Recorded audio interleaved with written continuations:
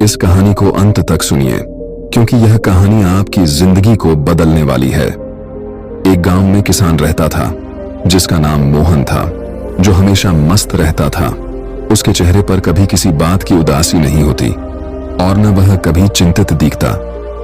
एक बार गांव में भयंकर तूफान आया। गांव के लोगों की सारी फसलें खराब हो गईं।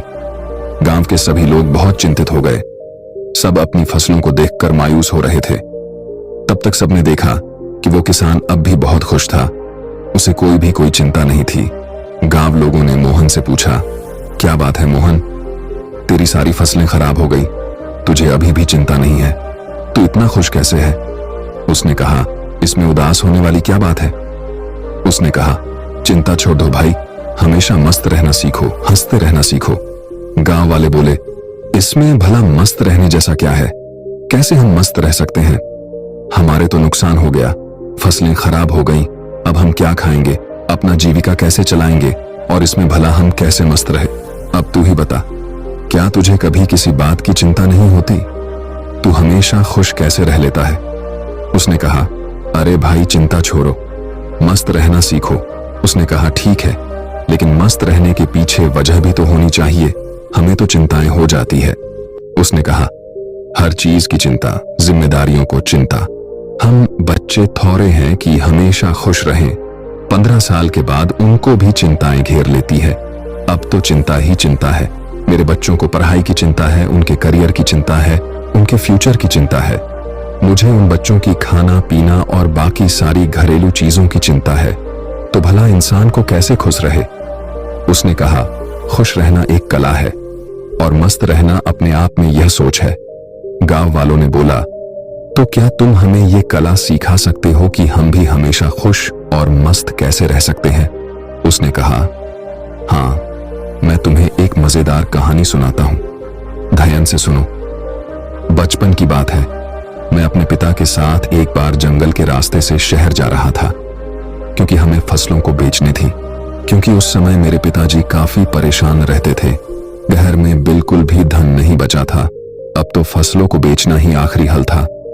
जंगल जाते जाते शाम हो गई और जंगल में काफी अंधेरा हो गया। रास्ता तो दिख नहीं रहा था। उस दिन भी ऐसे ही आंधी आई थी। तब तक हमारी बैलगाड़ी का पहिया जमीन में धंस गया और हम वहीं फंस गए। पापा ने पहिया बहुत निकालने की कोशिश करी, लेकिन वो निकला ही नहीं। अंत में थक गए, हम हार गए, हमें कोई रास्ता नहीं दिखाई दिया। अब हम भूख प्यास से परेशान होने लगे और हमें डर लगने लगा। मैंने पापा से कहा, पापा मुझे बहुत डर लग रहा है। पापा ने कहा, चिंता की कोई बात नहीं, मैं तेरे साथ हूं, तू क्यों चिंता कर रहा है?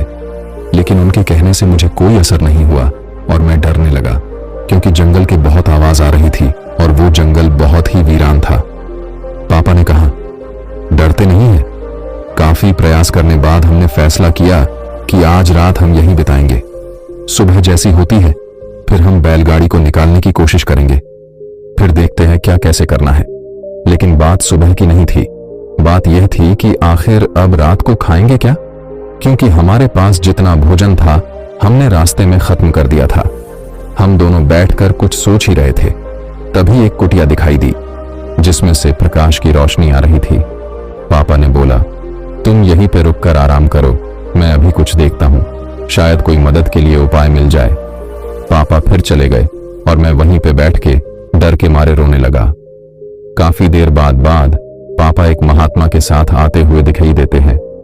वो महात्मा बड़े ही दिव्य दिख रहे थे। फिर हम तीनों ने मिलकर जोर लगाया और बैलगाड़ी का पहिया उस गड्ढे से बाहर निकाल दिया और हमारी बैलगाड़ी बाहर निकल गई। पापा ने उस महात्मा का धन्यवाद किया और हम लोग आगे चल पड़े। उस महात्मा ने हमें कुछ खाने को भी दिया था। मैंने पापा के हाथ में एक कागज देखा। मैंने पूछा, वो क्या है? लेकिन पापा ने उसके बारे में कुछ भी नहीं बताया। अब हम आगे बढ़ चले। पापा ने बताया नहीं कि महात्मा ने हाथों में क्या दिया था। मैंने उनसे फिर पूछा कि पापा हाथ में क्या है? उन्होंने बोला, कुछ नहीं है, ये तेरे काम की चीज नहीं है। धीरे धीरे काफी समय गुजर गया और हम निकल गए। काफी वक्त गुजर जाने के बाद मैंने पापा से पूछा, पापा उस पत्र में ऐसा क्या था कि जो आप मुझे बताते नहीं हो? तब पिताजी ने कहा, जब मैं इस दुनिया में नहीं रहूं तो मेरे मरने के बाद तुम उस पर्चे को खोलना, लेकिन एक बात और याद रखना, उस पर लिखी बातों को तुम जीवन भर याद रखना और कभी भी भूलना मत। उसने कहा, ठीक है पापा। अब काफी समय गुजर गया। गांव के लोगों ने मोहन से पूछा, वो सब तो ठीक है, लेकिन हमें चिंता क्यों ना हो? हमें तो चिंता होगी ना, हमारी फसलें खराब हो गई। मोहन ने कहा, क्या तुम फसलों को ठीक कर सकते हो? उसने कहा, नहीं। मोहन ने पूछा, क्या तुम दिन को रात बना सकते हो? उसने कहा, नहीं। उसने पूछा, क्या तुम हवाओं को रोक सकते हो? उन्होंने कहा, नहीं। उसने फिर पूछा, क्या तुम बारिश करवा सकते हो? सबने कहा, नहीं भाई नहीं, हम कुछ नहीं करवा सकते, हम भगवान नहीं है। तो उसने कहा, जब तुम्हारे हाथ में कुछ है ही नहीं तो तुम भला चिंता करके क्या पाओगे? सारे किसान सोच में पड़ गए कि यार बात तो सही कह रहा है, इसमें भला ज्यादा चिंता करके क्या होगा। तब मोहन ने कहा, जब हमारे हाथ में कुछ है नहीं तो फिर हम चिंता कर क्या करेंगे? इसीलिए मस्त रहना सीखो और मस्त रहने की आदत डालो, तभी तुम्हारे जीवन में खुशियां आएंगी। तब सब किसान ने कहा, लेकिन उस पत्र में ऐसा क्या लिखा था? क्या तुमने पिता के जाने के बाद उसे खोलकर नहीं देखा? उसने कहा, हाँ, पिता के मरने के बाद मैं बहुत अनाथ हो गया था, कुछ भी अच्छा नहीं चल रहा था, मुझे कोई रास्ता नहीं दिख रहा था कि अब मैं क्या करूं, क्योंकि उस टाइम मेरे पास कोई रोजगार नहीं था और मुझे ये खेती काम इतने अच्छे से आता नहीं था। तभी मेरे दिमाग में आया कि उस पत्र को मैं खोलकर देखूं कि इसमें ऐसा क्या लिखा है। फिर मैंने जब उस पत्र खोला तो मेरी आंखें खुली की खुली रह गईं। सबने पूछा, ऐसा क्या था उस पर्चे में, हमें भी बताओ। किसान ने कहा, उस पत्र में लिखा था कि ये वक्त भी गुजर जाएगा। मुझे इसका मतलब समझ में नहीं आया और उसका मतलब जानने के लिए मैं उस महात्मा के पास गया तो महात्मा ने बताया, ये समय भी गुजर जाएगा। मैंने कहा, ये तो ठीक है, आप तो वही बता रहे हैं जो इस पर्चे पर लिखा है, लेकिन इसका मतलब क्या है? महात्मा ने फिर कहा, यह समय गुजर जाएगा। अब मुझे गुस्सा आया, मैंने फिर से पूछा है, ये क्या मजाक है? मैं इसका मतलब पूछ रहा हूं और आप इस पर लिखी बातों को बार बार मुझे सुना रहे हैं। तब महात्मा ने कहा, तुम अभी परेशान हो, उदास हो, तुम्हें नहीं पता कि यह वक्त है और वक्त गुजर जाता है। ये हालात ऐसे ही नहीं रहेंगे, कुछ समय बाद सब ठीक हो जाएगा, सब कुछ बदल जाएगा और ये परेशानियों के बादल छंट जाएंगे। इसीलिए इस बातों को याद रखो, ये वक्त गुजर जाएगा, वक्त कभी नहीं रुकता, अच्छा बुरा जैसा भी हो वक्त गुजर जाता है। तुमको चिंता करने की कोई आवश्यकता नहीं है, तुम बस खुद को देखो, अपने हाथ को देखो और बस मेहनत करते रहो। धीरे धीरे वक्त जैसा भी हो, समय बदल जाता है। गौर से देखो, तुम्हारे हाथ में कुछ भी नहीं, तुम बेमतलब में फालतू की चिंताएं कर रहे हो, फालतू की मुश्किलों को और बड़ा बना रहे हो जो किसी भी तरह से हल नहीं होने वाली। वक्त अपने आप गुजर जाता है, इसीलिए जो तुम्हारे हाथ में है ही नहीं उससे भला चिंता करके क्या मिलने वाला है। इंसान को चाहिए कि वो सब्र रखें हर वक्त में, हर परिस्थिति में, क्योंकि जिसके पास सब्र नहीं वो कभी भी चैन से जीवन जी ही नहीं सकता। चैन से जीवन जीने के लिए इंसान के अंदर सब्र का होना जरूरी है और सब्र तभी आता है जब इंसान इस बात को याद रखेगा कि वक्त गुजर जाएगा। तब से मेरी जिंदगी बदल गई और मैं इस बातों को जीवन भर के लिए याद करके रख लिया। अब जो कुछ भी होता है मैं चिंता नहीं करता, बस मेहनत करता रहता हूं, कोशिश करता हूं चीजों को ठीक कर सको। लेकिन जो मेरे हाथ में है ही नहीं मैं उसको चिंता करके भला क्या करूं। इसीलिए मैं अब मस्त रहता हूं और लोगों से यही कहता हूं कि मस्त रहो। महसूस किया है कि कोई बात दिमाग में बार बार घूम रही है। मान लीजिए कोई गलती हो गई या कोई फैसला लेना है तो उसके बारे में सोचना तो स्वाभाविक है, लेकिन ज्यादा सोचने की आदत लग जाए तो यह तनाव का कारण बन सकता है। ऐसे में मन में तरह तरह के विचार आते रहते हैं, जैसे क्या होगा अगर मैं असफल हो गया, या क्या मैंने उन्हें नाराज कर दिया। यह विचार हमें चिंतित, परेशान और बेचैन बना देते हैं। ज्यादा सोचने से हम असल में कुछ कर ही नहीं पाते और जिंदगी के मौके भी हाथ से निकल सकते हैं। अगर आप भी ऐसे विचारों से परेशान ताकि आप अपनी जिंदगी को बेहतरी की ओर ले जा सकें, तो चलिए कहानी शुरू करते हैं। दोस्तों, एक समय की बात है, एक नगरी में एक व्यक्ति रहता था जिसका नाम विजय था। विजय एक मेहनती किसान था और अपने काम में बहुत मेहनती था, लेकिन विजय की सबसे बड़ी समस्या थी चिंता। वह एक साधारण जीवन जीता था, परंतु उसकी मनमानी चिंता उसे हमेशा तंग करती रहती थी। रोज वह अपने कामों को करते हुए अपने मन के कोने में यह सोचता रहता कि आने वाला कल कैसा होगा। विजय को हमेशा यह लगता था कि उसका भविष्य अनिश्चित है। उसे लगता था कि वह किसी अच्छे या बुरे कल के सामने है, जिससे उसका जीवन पूरी तरह से प्रभावित हो जाएगा। वह अपनी चिंताओं में इतना खो जाता कि उसका व्यक्तित्व भी प्रभावित हो जाता।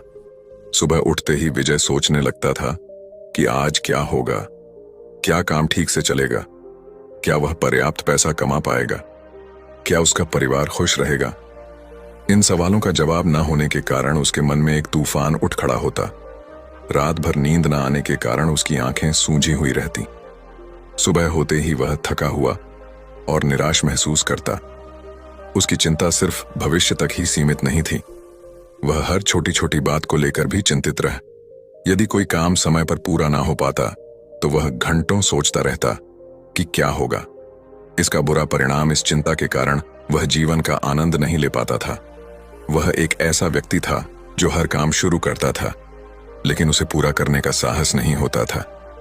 डर का साया उसके पीछे हमेशा बना रहता था, जो उसे बीच में ही हार मानने पर मजबूर कर देता था। यह डर केवल असफलता का ही नहीं था, बल्कि अपने और अपने परिवार के भविष्य को लेकर भी था।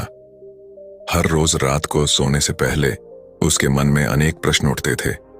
क्या मैं अपने बच्चों को एक अच्छा जीवन दे पाऊंगा? क्या मैं उनका पालन पोषण ठीक से कर पाऊंगा? क्या मेरे बाद उनका क्या होगा? ये चिंताएं उसे रातों रात जगाए रखती थीं। उसके माथे पर चिंता की गहरी रेखाएं उभर आई थीं और उसकी आंखों में हमेशा एक उदासी छाई रहती थी। वह सोचता था कि काश वह कुछ ऐसा कर पाता जिससे उसका भविष्य और उसके परिवार का भविष्य सुरक्षित हो जाता। उसने कई बार नौकरी बदलने की कोशिश की, लेकिन हर बार असफलता का सामना करना पड़ा। धीरे धीरे उसकी आत्मविश्वास कम होने लगा और हताशा उसे घेरने लगी। इस चिंता के समाधान की तलाश में वह कई ज्ञानियों से मिला। उसने प्रसिद्ध आश्चर्य विद्वानों और संतों की शरण ली, उनसे बातें की, अपनी चिंता का कारण बताया और समाधान की भीख मांगी। लेकिन किसी भी ज्ञानी आर्ष या संत ने उसकी चिंता का समाधान नहीं बता पाया। सभी ने उसे धैर्य रखने और भगवान पर भरोसा करने की सलाह दी। निराश होकर वह अपने मित्रों और सगे संबंधियों से भी इस बारे में बात करने लगा। कई लोगों ने उसे सलाह दी कि वह अपना धन किसी सुरक्षित जगह पर निवेश करे ताकि उसे मुनाफा मिल सके।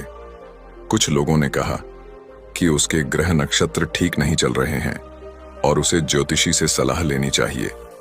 कुछ अन्य लोगों ने कहा कि उसके कर्मों में ही कोई कमी है और उसे अच्छे कर्म करने चाहिए। लेकिन सारे नुस्खे, हिदायतें और सलाह को बखूबी निभाने के बाद भी उसके नाम में अजीब सी बेचैनी थी। एक दिन उसे इतनी परेशानी में देख उसके एक मित्र ने उसे एक बौद्ध भिक्षु के बारे में बताया। उस मित्र ने कहा कि जो कोई भी उन बौद्ध भिक्षु से मिलने जाता है वे उसकी समस्या का समाधान अवश्य ही करते हैं, चाहे समस्या कितनी ही बड़ी क्यों ना हो। उनके समझाने का तरीका थोड़ा अलग होता है। वे अपनी बातों को कुछ अनोखे ढंग से समझाते हैं। बहुत खुश हुआ। उसे लगा कि हाँ, अब वही साधु बाबा उसकी समस्या का समाधान बता सकते हैं। उत्सुकता से वह व्यक्ति तुरंत बौद्ध भिक्षु के आश्रम की ओर चल पड़ा। आश्रम एक शांत और सुंदर स्थान पर स्थित था। चारों ओर ऊंचे पेड़ों से घिरा हुआ था। जैसे ही वह आश्रम के द्वार पर पहुंचा, उसने एक शांत और पवित्र वातावरण महसूस किया। उसने धीरे से दरवाजा खटखटाया और अंदर प्रवेश किया। वह बौद्ध भिक्षु एक बैठने स्थान पर बैठकर ध्यान कर रहे थे। जैसे ही विजय प्रवेश करता है, वह बौद्ध भिक्षु आंखें खोलकर विजय की ओर देखते हैं।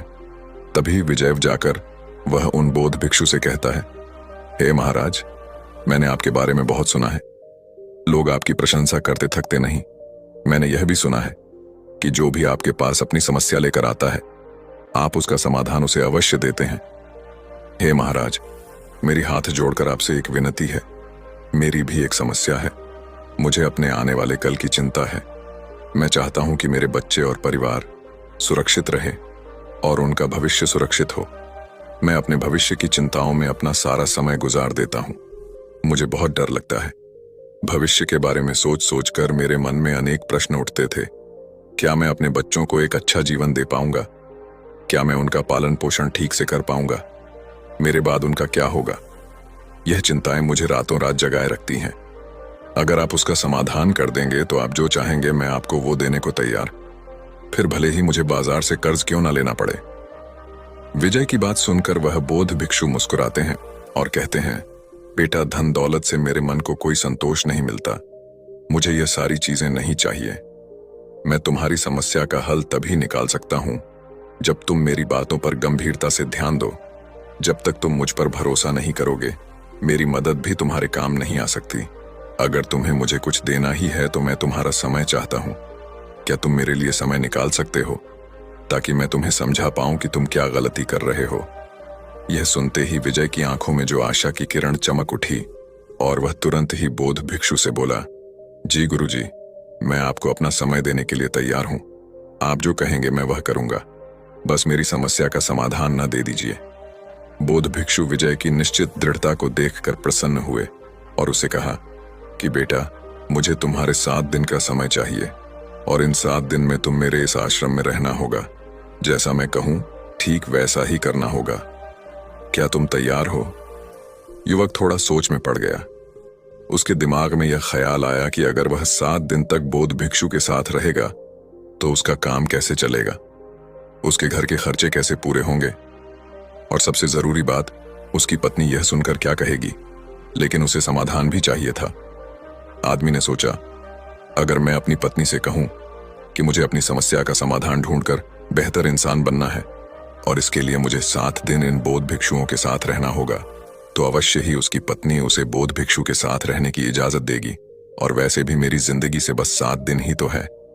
लेकिन अगर मैं इस समस्या का समाधान नहीं ढूंढ पाया तो यह चिंता मुझे जीवन भर परेशान करेगी।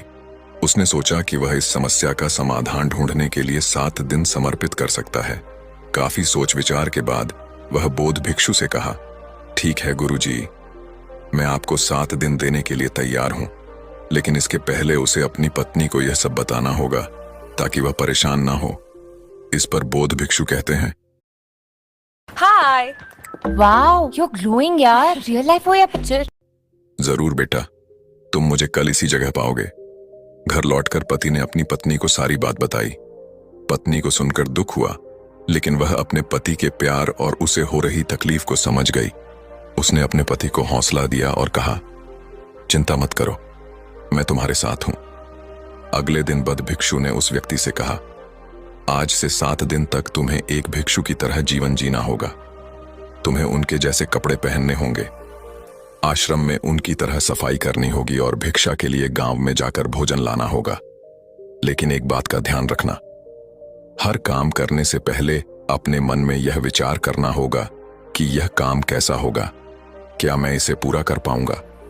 अगर हां तो कितनी बखूबी से, और यह काम खत्म होने के बाद क्या परिणाम होगा, यह सोचकर ही हर काम करना होगा। व्यक्ति थोड़ा घबरा हुआ था। भिक्षु का जीवन बिल्कुल नया अनुभव था, लेकिन विजय ने बौद्ध भिक्षु की बातों को स्वीकार कर लिया। उसे लगा यह 7 दिन आसानी से कट जाएंगे। आखिर थोड़े कपड़े धोने, झाड़ू लगाने और भिक्षा मांगने में क्या है। वह मन ही मन सोच रहा था कि यह तो रोजमर्रा के काम है जिन्हें मैं वैसे भी घर पर करता हूं, इसमें क्या मुश्किल है। उसने आश्रम के वस्त्र पहने, झाड़ू उठाया और आश्रम की सफाई शुरू करने के लिए तैयार हो गया। उसने अपने मन में बौद्ध भिक्षु के शब्दों को दोहराया। उसने सोचा, यह झाड़ू लगाना कितना कठिन है। बिल्कुल नहीं, क्या मैं इसे पूरा कर सकता हूं? हाँ, आसानी से। मैं इसे और भी बेहतर कैसे कर सकता हूं? धीरे से और ध्यान से झाड़ू लगाकर यह सुनिश्चित करते हुए कि कोई कोना ना छूटे। इस काम को पूरा करने का क्या परिणाम होगा? आश्रम स्वच्छ होगा और रहने में अच्छा लगेगा। और फिर उसने आश्रम की सफाई शुरू कर दी। जब सब्जियां काटने का समय आया, विजय ने गुरुजी के कहे अनुसार मन में विचार किया कि यह काम कैसा होगा और इसका क्या परिणाम होगा। कुछ देर सोचने के बाद उसने यह यकीन बिठाया कि यह काम आसान होगा। वह अपने घर में भी अक्सर सब्जियां काटता था और उसे लगा कि इसमें ज्यादा मुश्किल नहीं है। उसने सोचा कि थोड़ी मेहनत और सावधानी से सब्जियां काटने से सबको खुश करना संभव होगा। इस काम के बाद वह आश्रम के रसोई में मदद करने का आनंद लेगा, जिससे सबको समय पर और स्वादिष्ट भोजन मिल सकेगा। विजय को यह अवसर अन्यों की सेवा करने का एक सुंदर मौका प्रदान करेगा और उसे खुशी होगी कि उसने इस काम में योगदान दिया। जब भिक्षा मांगने का समय आया तो विजय ने मन में सोचा कि कैसा होगा भिक्षा मांगना। उसने खुद से पूछा कि क्या यह कठिन होगा। फिर विजय ने सोचा कि भिक्षा मांगने में क्या कठिनाई है। मैं पैसे नहीं मांग रहा, बस एक रोटी या थोड़ा अनाज। मुझे उम्मीद है कि लोग दया दिखाएंगे और मुझे कुछ ना कुछ जरूर देंगे। क्या यह मुश्किल होगा? वह खुद को जवाब देता है, मुझे नहीं लगता। मैं विनम्रता से भिक्षा मांगूंगा और लोगों से सम्मानपूर्वक बात करूंगा तो मुझे लगता है कि वे मेरी मदद करेंगे। विजय ने आशा की कि वह पर्याप्त भोजन प्राप्त करेगा और आश्रम के लिए भोजन ला पाएगा। उसे लगा कि यह एक अच्छा अनुभव होगा। पहला दिन तो ठीक ठाक गुजरा। उसने आश्रम के वस्त्र पहने, आश्रम की साफ सफाई में हाथ बटा और आसपास के घरों से भिक्षा मांगकर लाया। सब्जियां काटकर उसने रसोई में भी मदद की। लोगों ने उसे सम्मान से भोजन दिया और उसकी कोशिशों की सराहना भी की। उसने सारे काम बखूबी निभाए। विजय को लगा कि बाकी दिन भी ऐसे ही आसानी से निकल जाएंगे। शाम को बौद्ध भिक्षु के पास बैठकर उसने पूरे दिन के अनुभवों को उन बौद्ध भिक्षु को बताया और कहा, देखा गुरुजी, मैंने सारे काम कर दिए और मैंने काम करने से पहले सोचा भी कि वह कैसे होंगे। बौद्ध भिक्षु ने मुस्कुराते हुए कहते हैं, बहुत अच्छे, लेकिन याद रखना, जैसा कि अक्सर होता है, जिंदगी हमारी उम्मीदों से थोड़ी अलग चलती है। हर दिन एक जैसा नहीं होता। कल शायद परिस्थिति अलग हो और ऐसा ही कुछ अगले दिन से विजय के साथ होने लगा। अगले ही दिन दिक्कतें शुरू हो गईं। भिक्षा मांगते समय एक घरवाली ने उसे डांट दिया, यह कहते हुए कि वह आलसी है और काम करने के बजाय भीख मांग रहा है। विजय को यह बात चुभ गई। उसने मन ही मन सोचा कि वह तो गुरु के आदेश का पालन कर रहा है, फिर भी उसे अपमान सहना पड़ रहा है। फिर एक दिन आश्रम में सब्जियां काटते समय विजय का हाथ कट उसे गुस्सा आया कि इतना आसान काम भी वह ठीक से नहीं कर पाया। ऊपर से रात के भोजन में भी सिर्फ रोटी और दाल थी। ऐसा सोचते हुए विजय ने आश्रम में झाड़ू लगाना शुरू किया। कुछ देर बाद जब उन्होंने आधे हिस्से को साफ कर लिया था, तभी अचानक तेज हवा का झोंका आया। इस झोंके ने बाहर की धूल और मिट्टी को उड़ाकर आश्रम के अंदर ला दिया, जिससे सफाई का काम बेकार हो गया। दिन ते गए और विजय की परेशानियां बढ़ती गईं। उसे जमीन पर सोने की आदत नहीं थी। उसकी पीठ में दर्द होने लगा। ध्यान के दौरान उसका मन भटकता रहता, तो कभी पर्याप्त भिक्षा न मिलने पर विजय को भूख से व्याकुल होकर आश्रम खाली हाथ लौटना पड़ता था। विजय को जल्द ही एहसास हुआ कि यह काम उतना आसान नहीं है जितना उसने सोचा था। धीरे धीरे विजय का उत्साह कम होता गया। उसने सोचा था यह 7 दिन आसान होंगे, लेकिन असल में यह काफी मुश्किल भरे निकले। हर रात सोने से पहले वह सोचता था कि यह 7 दिन कब खत्म होंगे। उसने सोचा अगले 7 दिन तो बहुत मुश्किल से कटेंगे। उसने बौद्ध भिक्षु को अपनी परेशानी बताई। उसने कहा, गुरुजी, आपने जैसा कहा मैं वैसा ही करने की कोशिश कर रहा हूं। मैं हर काम से पहले सोचता हूं कि वह काम कैसा होगा, उसका परिणाम कैसा होगा, पर हर काम में मुझे रुकावट आ रही और दिन ब दिन यह सब बढ़ते जा रहा है और मेरे कोई भी परिणाम वैसा नहीं होता जैसा मैंने उस काम को शुरू करने से पहले सोचा था। मैं क्या करूं, आप ही बताइए। मेरे 7 दिनों में से 4 दिन तो यूं ही कठिनाई में गुजर गए हैं। बौद्ध भिक्षु ने शांत स्वर में कहा कि तुम अपने जीवन में भी करते आए हो। तुम इससे पहले अपने जीवन में हर काम को शुरू करने से पहले उसके परिणाम क्या होंगे यह सोचने में अधिकतर समय बिता देते थे।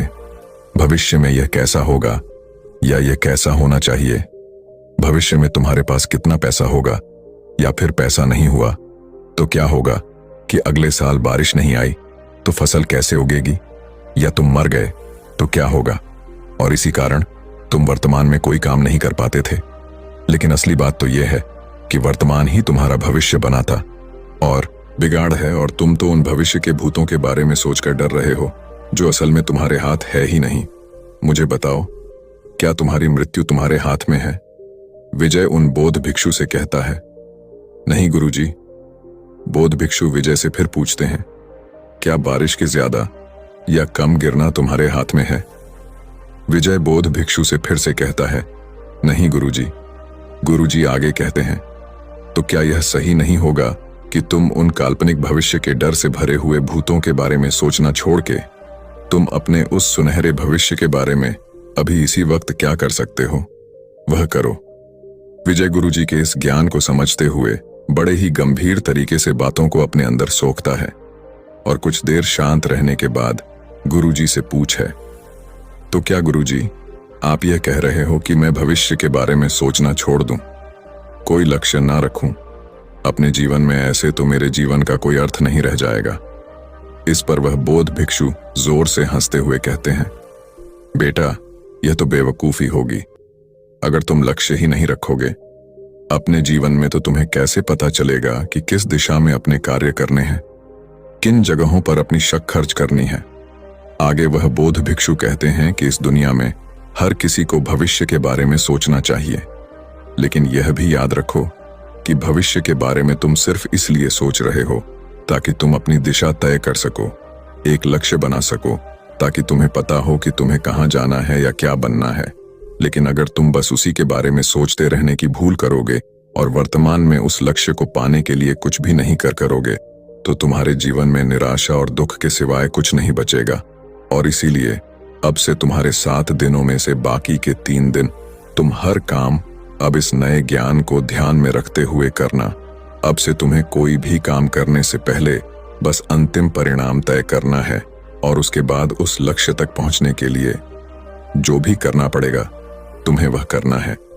जैसे कि अगर कोई तुम्हें भला बुरा कह रहा है तो तुम्हें अपने मन को शांत करके यह समझना है कि लोग खुद भी परेशान होते हैं अपनी जिंदगी में। वह इतने गुस्सा बस तुम्हें देखकर नहीं हुए हैं।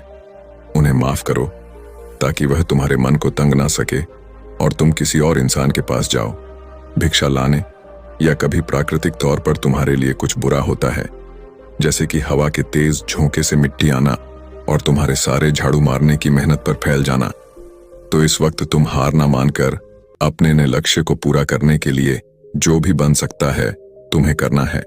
जरा सोचो क्या हो जाएगा अगर तुम्हें और एक बार झाड़ू मारना पड़े। क्या तुम पतले हो जाओगे? क्या तुम मर जाओगे? क्या सिर्फ एक हवा का झोंका ही तुम्हें रुलाने या परेशान करने के लिए काफी है? झाड़ू उठाओ और फिर से मेहनत करो, क्योंकि बेटा सिर्फ एक चीज है जो हमारे भविष्य को सुरक्षित कर सकती है, और वो है उस भविष्य को पूरा करने के लिए वर्तमान में की गई मेहनत। आगे गुरुजी विजय की आंखों में देखकर धीरे से कहते हैं, और मजे की बात तो यह है कि इसी नियम का इस्तेमाल तुम अपने जीवन की कठिनाइयों को भी दूर करने के लिए इस्तेमाल कर सकते हो। तुम्हें अपने परिवार का भविष्य सुखद बनाना था, ना इसी परेशानी को हल करने आए थे। ना तुम मेरे पास। विजय बड़े ही दुख भरे आवाज में कहता है, जी गुरुजी, मुझे अपने परिवार के भविष्य की बहुत चिंता है। गुरुजी कहते हैं, तो इसका मतलब तुम्हें अपना लक्ष्य पता है। बस अब तुम्हें वर्तमान में जो भी करना पड़े वह करना है। उसे पूरा करने के लिए अपने काम में दुगनी मेहनत दो। बस भविष्य के सोचते रहने से वह कभी नहीं बदलेगा। विजय को अपने विचारों में एक अजीब सी स्पष्टता का अनुभव होता है। कुछ देर शांत बैठकर उसने जो कुछ भी सीखा था उसी से याद रखने का संकल्प लिया।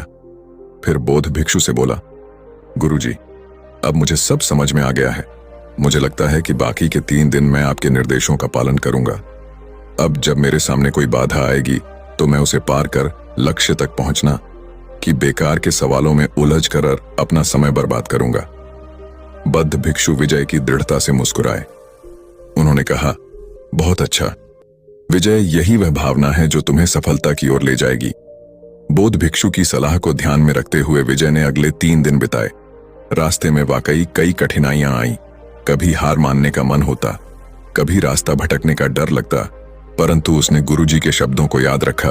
उसने सीखे हुए कौशल का प्रयोग किया और दृढ़ता के साथ हर चुनौती को पार किया। धीरे धीरे विजय को एहसास हुआ कि भविष्य की चिंता करना व्यर्थ है। जो करना है अब भी करना है। लक्ष्य तक पहुंचने के लिए हर पल को सही से इस्तेमाल करना चाहिए।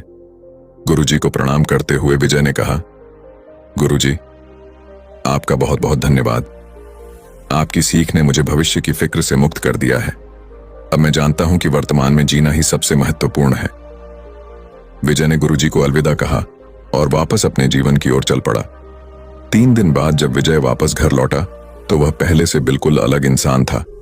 उसके चेहरे पर एक शांति थी जो पहले कभी नहीं देखी थी। अब वह हर पल का आनंद लेने के लिए तैयार था। दोस्तों, आपने आज के इस वीडियो से क्या सीखा वह मुझे आप कमेंट में बता सकते हैं। इसी के साथ मैं उम्मीद है कि आपको आज की वीडियो पसंद आई होगी, तो इस वीडियो को उस इंसान को शेयर करें जिससे यह कहानी सुनने की जरूरत है। एक समय की बात है, 5 मेंढक एक साथ किसी जंगल से जा रहे थे। चलते चलते उन मेंढकों में से 3 मेंढक एक बड़े से गड्ढे में गिर जाते हैं। 5 में से 3 मेंढक गड्ढे में गिर गए तो ऊपर 2 बचे। अब गड्ढे में गिरने के बाद वो तीनों मेंढक ऊपर चढ़ने की बहुत कोशिश करते हैं, लेकिन वो गड्ढा बहुत बड़ा था। उस गड्ढे से बाहर निकलना इतना आसान नहीं था। अब गड्ढे के ऊपर जो 2 मेंढक बचे हुए थे वो गड्ढे के अंदर देखकर उन तीनों मेंढकों से कहते हैं कि अब तुम तीनों इस गड्ढे से कभी बाहर नहीं निकल सकते हो। ये बहुत बड़ा गड्ढा है तो तुम्हारा कोशिश करना व्यर्थ है। ये सुनने के बाद उन तीनों मेंढकों में से एक मेंढक को लगता है कि ये सही बोल रहे हैं। ये गड्ढा बहुत बड़ा है और अब हम इसमें से कभी नहीं निकल सकते हैं। तो वो मेंढक थोड़ी कोशिश करने के बाद हार मान लेता है और उसी गड्ढे में एक जगह आराम से जाकर बैठ जाता है। अब बाकी जो 2 मेंढक थे वो अभी भी ऊपर चढ़ने की कोशिश कर रहे थे। अब उन दोनों को देखकर ऊपर वाले मेंढक फिर से उन्हें ये कहते हैं कि तुम जो कोशिश कर रहे हो वो बेकार है। तुम इस गड्ढे से कभी बाहर नहीं निकल सकते हो और अब तुम्हें अपनी सारी जिंदगी इसी गड्ढे में गुजारनी पड़ेगी। अब ये सुनने के बाद जो 2 मेंढक कोशिश कर रहे थे ऊपर चढ़ने की, उनमें से एक और मेंढक को ये लगता है कि ये सही बोल रहे हैं। अब हम इस गड्ढे से कभी बाहर नहीं निकल सकते हैं और वो भी हार मानकर बैठ जाता है। लेकिन अभी भी उनमें से एक मेंढक ऊपर चलने की कोशिश कर ही रहा था। ऊपर वाले 2 मेंढक उसे भी कहते हैं कि क्या तुम्हें सुनाई नहीं दे रहा है?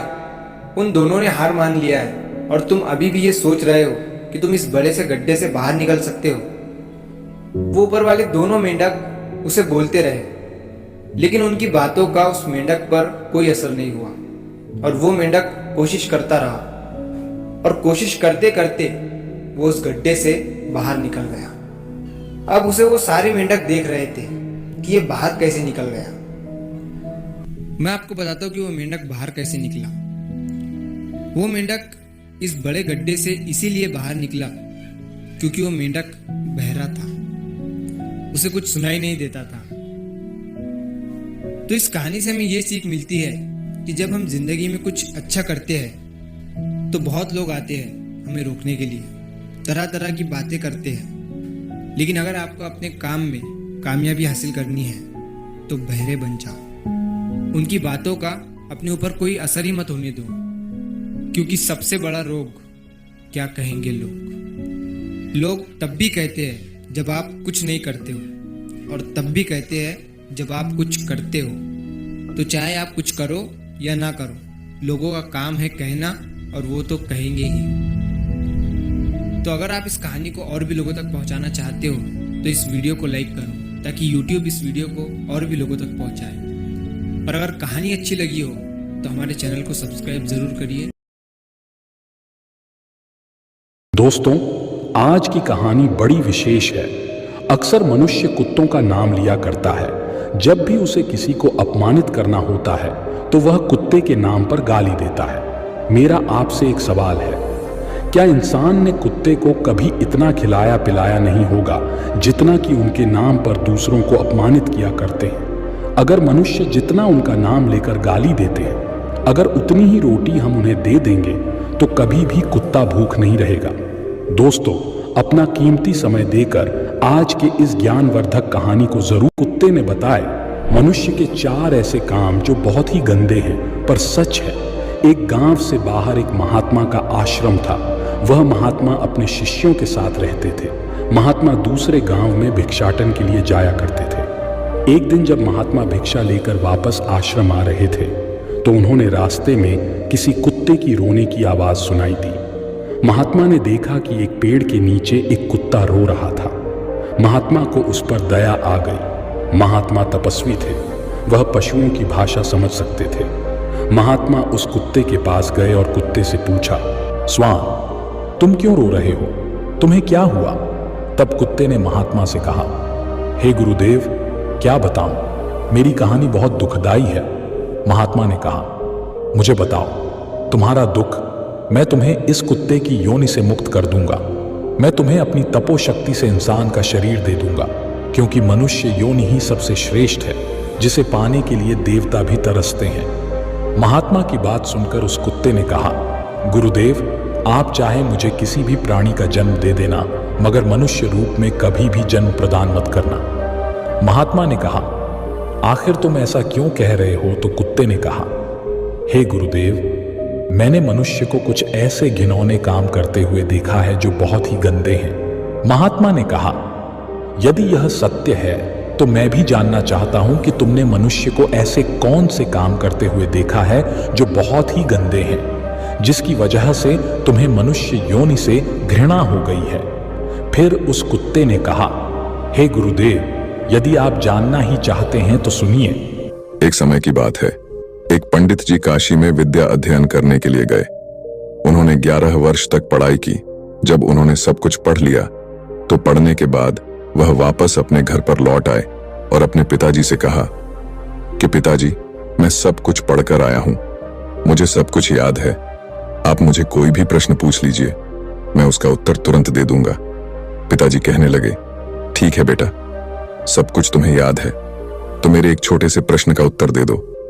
पंडित जी ने कहा, ठीक है पिताजी, पूछिए। तो पिताजी ने पूछा, मुझे सिर्फ इतना बताओ कि पाप के बाप का नाम क्या है।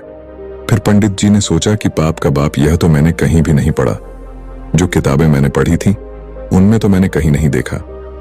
फिर पंडित जी रात भर किताबें पढ़ते रहे, परंतु पाप के बाप का नाम उन्हें नहीं मिला।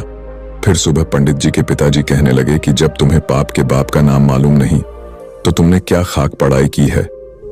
अपने पिताजी की बात सुनकर पंडित जी ने कहा, आखिर मैं ब्राह्मण का बेटा हूं, आप चिंता ना करें, मैं पाप के बाप का नाम ढूंढकर ही वापस आऊंगा, चाहे मुझे 11 वर्ष और क्यों ना बीत जाए। अपने पिताजी से इतना कहकर पंडित जी पुनः काशी के लिए रवाना हो गए। जब पंडित जी घर से काशी के लिए रवाना हो गए, काफी दूर भी चले आए थे, तो रास्ते में उन्हें बहुत तेज प्यास लगने लगी। उन्हें पास में एक घर दिखाई देता है, तो पंडित जी उस घर में जाते हैं और वहां पर जाकर कहते हैं, मुझे बहुत जोर से प्यास लगी है, अगर कोई हो तो मुझे पानी पिलाए। तो उस घर से एक स्त्री बाहर निकलती है, तो उसने देखा कि एक पंडित जी बाहर खड़े हैं और पानी मांग रहे हैं। तो वह स्त्री अंदर गई और एक गिलास पानी भरकर पंडित जी को पानी पिलाती है। पंडित जी पानी पीते हैं और पानी पीने के बाद उस औरत से पूछते हैं कि यह घर किसका है। वह स्त्री कहती है, पंडित जी, आपको ये बात तो पानी पीने से पहले ही पूछनी चाहिए थी कि यह घर किसका है। आपने पानी तो पी लिया है और अब आप पूछ रहे हैं कि यह घर किसका है। तो सुन लो पंडित जी, यह घर वैश्या का है और मैं एक वैश्या हूँ। पंडित जी ने जैसे ही वैश्या का नाम सुना तो उन्होंने एकदम से अपने कान पकड़ लिए और कहने लगे, है ईश्वर, मेरे द्वारा पाप हो गया है, मैंने एक वैश्या के घर का पानी पी लिया है। अरे पाप का बाप तो मिला नहीं, लेकिन पाप और हो गया। वैश्या कहने लगी, पंडित जी आप आगे कहां जा रहे हैं। फिर पंडित जी ने वैश्या को सारी बात बताई और कहा कि मैं पाप के बाप का नाम ढूंढने जा रहा हूं, जो मुझे काशी में मिलेगा। मैंने 11 वर्ष काशी में पढ़ाई की है, लेकिन मुझे कहीं भी पाप के बाप का नाम नहीं मिला, इसीलिए मैं दोबारा काशी में पढ़ने जा रहा हूं। पंडित जी की बात सुनकर वैश्या ने सोचा कि 11 वर्ष जो काशी में पढ़कर आए हैं तो भी इन्हें मालूम नहीं कि पाप के बाप का नाम क्या है, और पुनः काशी में पढ़ने जा रहे हैं। जब यह मेरे पास आए हैं तो क्यों ना मैं ही इन्हें बता दूं कि पाप के बाप का नाम क्या है। ऐसा सोचकर वैश्या पंडित जी से कहने लगी, पंडित जी, आपको पाप के बाप का नाम मालूम करना है तो आपको काशी जाने की कोई जरूरत नहीं है। पाप के बाप का नाम तो आपको मैं ही बता सकती हूँ। तब पंडित जी कहने लगे, यदि तुम मुझे यह नाम बता दो तो फिर मुझे इतनी दूर क्यों जाना पड़ेगा। वैश्या कहने लगी, ठीक है पंडित जी, मैं आपको पाप के बाप का नाम बता दूं, मगर आप बहुत थक चुके हैं। आप इतनी दूर चलकर आए हैं, इसलिए आप कुछ देर विश्राम कर लीजिए, तब तक मैं आपके लिए भोजन बना देती हूँ। फिर भोजन करने के बाद मैं आपको बता दूंगी कि पाप के बाप का नाम क्या है। जब वेश्या ने कहा कि पंडित जी पहले आप भोजन कर लीजिए, उसके बाद मैं आपको पाप के बाप का नाम बताऊंगी। तो पंडित जी कहने लगे कि मैं तेरे घर पर भोजन कैसे कर सकता हूं? मैं भोजन कदापि नहीं करूंगा। मैंने पानी पी लिया, उसका भी प्रायश्चित कर रहा हूं। पंडित जी की बात सुनकर वैश्या कहने लगी, कोई बात नहीं, मैं आपको दाल आटा घी शक्कर दे देती हूं, आप स्वयं बनाकर भोजन कर लीजिए। पंडित जी कहने लगे कि तुम एक वैश्या हो, मुझे तुम्हारे घर का तो सीधा भोजन भी नहीं लेना है। पंडित जी की बात सुनकर वैश्या कहने लगी, अगर पंडित जी आप मेरे हाथों से सीधा ले लेंगे तो मैं आपको 5 सोने की मोहरें दूंगी। फिर पंडित जी सोचने लगे कि पाप के बाप का नाम तो पता नहीं कहां मिलेगा, यह मोहरें भी हाथ से चली जाएगी। यदि यह मुझे सीधा खाने की सामग्री दे रही है तो कोई बात नहीं है, यहां पर कौन देख रहा है, मैं इससे सीधा ले लेता हूं और अपने हाथों से भोजन बनाकर खा लूंगा। पंडित जी को इतनी देर तो सीधा भोजन लेने में तकलीफ हो रही थी, मगर 5 सोने के मोहरे के लोभ में आकर पंडित जी की सारी तकलीफ खत्म हो गई और उन्होंने वेश्या के हाथ से सीधा खाने की सामग्री ले ली। पंडित जी आटा घी शक्कर लेने के बाद वह अपने हाथों से भोजन बनाने लगे। जिस समय पंडित जी भोजन बना रहे थे तो वैश्या पुनः आती है और पंडित जी से कहती हैं, पंडित जी, आपने मेरे घर का पानी पिया है, मेरे हाथों से खाने का सामान भी सीधा भी लिया है, तो अब मैं आपके लिए क्या भोजन बना सकती हूँ? पंडित जी कहने लगे, तू एक वेश्या है, ज्यादा मत बोल, तेरे घर का सीधा सामान ले लिया, यही बहुत है, तेरे हाथ का बना भोजन मैं कभी नहीं कर सकता। फिर वेश्या कहने लगी, पंडित जी चिंता मत करो, यदि आप मेरे हाथ का बना भोजन खा लोगे तो मैं आपको उसके बदले में 5 सोने की मोहरें और दूंगी। पंडित जी सोचने लगे कि यदि मुझे खाना खाने के बदले में 5 सोने की मोहरें और मिल जाएंगी तो मेरे पास 10 सोने की मोहरें हो जाएंगी। पंडित जी ने कहा, कोई बात नहीं है, मैं खाना खा लेता हूं, यहां पर मुझे कौन देख रहा है। फिर पंडित जी वैश्या से कहने लगे कि मैं तुम्हारे हाथ का खाना खा लूंगा, लेकिन तुम स्नान करने के बाद ही भोजन बनाना। वैश्या कहने लगी, ठीक है पंडित जी, मैं स्नान करने के बाद ही भोजन बनाऊंगी। फिर 5 सोने की मोहरें देने के बाद वैश्या ने पंडित जी के लिए भोजन बनाया। फिर पंडित जी ने कहा, बस अब चली जाओ, मैं अपने आप भोजन कर लूंगा। तभी वैश्या कहने लगी, पंडित जी मैंने आपके लिए भोजन बनाया है, तो अब भोजन भी मेरे हाथ से ही खा लो। पंडित जी कहने लगे, अंगुली पकड़ के हाथ मत पकड़, मैं तेरे हाथों से कभी भोजन नहीं कर सकता, तू एक वैश्या है। तभी वैश्या कहने लगी, पंडित जी यदि आप भोजन मेरे हाथों से खा लेंगे तो मैं आपको 10 सोने की मोहरें और दूंगी। पंडित जी सोचने लगे, अगर यह मुझे 10 सोने की मोहरें और दे देगी तो मेरे पास 20 सोने की मोहरें हो जाएगी। फिर पंडित जी वैश्या से कहने लगे, ठीक है, यदि तुम अपने हाथों से मुझे भोजन कराना चाहती हो तो अपने हाथों से मुझे भोजन खिला सकती हो। पंडित जी की बात सुनकर वैश्या ने पंडित जी को भोजन की थाली परोसी। सामने पंडित जी, इधर वैश्या और बीच में थाली। वैश्या ने निवाला लिया और अपना हाथ पंडित जी के मुंह की ओर बढ़ाया। वहीं पंडित जी ने भी वैश्या के हाथ से निवाला लेने के लिए अपना मुंह खोला। जैसे ही पंडित जी निवाला लेने वाले थे तभी वैश्या ने पंडित जी के गाल पर एक जोरदार थप्पड़ मारा। फिर पंडित जी बहुत गुस्सा हो गए और खड़े हो गए और कहने लगे, तेरी इतनी हिम्मत, तू एक वैश्या होकर पंडित को थप्पड़ मारती है। तभी वैश्या कहने लगी, पंडित जी मैंने कोई अपराध नहीं किया है, अपराध तो आपने किया है। वैश्या ने पूछा, आप मेरे घर का पानी पीते हैं? पंडित जी ने कहा, नहीं। वैश्या ने कहा, आप मेरे घर का सीधा खाने का सामान लेते हैं, आप मेरे हाथ से बनाया भोजन करते हैं और आप मेरे हाथों से भोजन भी करते हैं।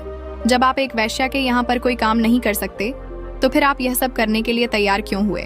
पंडित जी कहने लगे, तेरे प्रेम के कारण। तो वैश्या कहने लगी, प्रेम के कारण नहीं, यूं कहिए लोभ के कारण। आपको 20 सोने की मोहरें दिखाई दे रही थीं, इसलिए आप मेरे घर का खाना खाने को तैयार हुए, मेरे हाथों से खाने को भी तैयार हुए। वैश्या की बात सुनकर पंडित जी की आंखें खुल गईं और वैश्या के चरणों में गिरकर पंडित जी कहने लगे, आप कोई वैश्या नहीं है, आप मेरी गुरु हैं। क्योंकि 11 वर्ष तक काशी में पढ़ने के बाद भी मैं आज तक नहीं जान सका कि पाप का बाप कौन होता है, और आपने मुझे 1 मिनट में बता दिया कि पाप का बाप कौन है।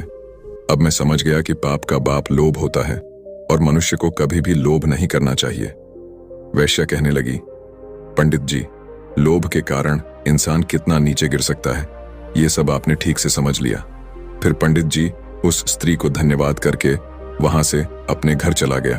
फिर कुत्ता कहता है, गुरुदेव, इसीलिए मुझे मनुष्य जाति से घृणा है, क्योंकि मनुष्य लोभ में आकर कितना भी बड़ा नीच कर्म कर सकता है। हे गुरुदेव, अब मैं आपको बताता हूं कि मनुष्य भरोसे के काबिल भी नहीं होता है। वह अपने स्वार्थ के लिए अपनों का ही खून कर देता है। फिर गुरुदेव कहने लगे, वह कैसे? तो कुत्ता कहता है, हे गुरुदेव, मैं बताता हूं। एक बार की बात है, एक शहर में एक बहुत ही धनवान सेठ रहता था। उसके पास मेरे जैसा ही एक वफादार पालतू कुत्ता था। अचानक वह धनी व्यापारी को बहुत ही बड़ा व्यापार में घाटा हो गया, जिससे वह गरीब हो गया और उसके पास अपने कुत्ते के सिवा कुछ भी नहीं था। इसलिए उसे अपने कुत्ते को छोड़ना पड़ा।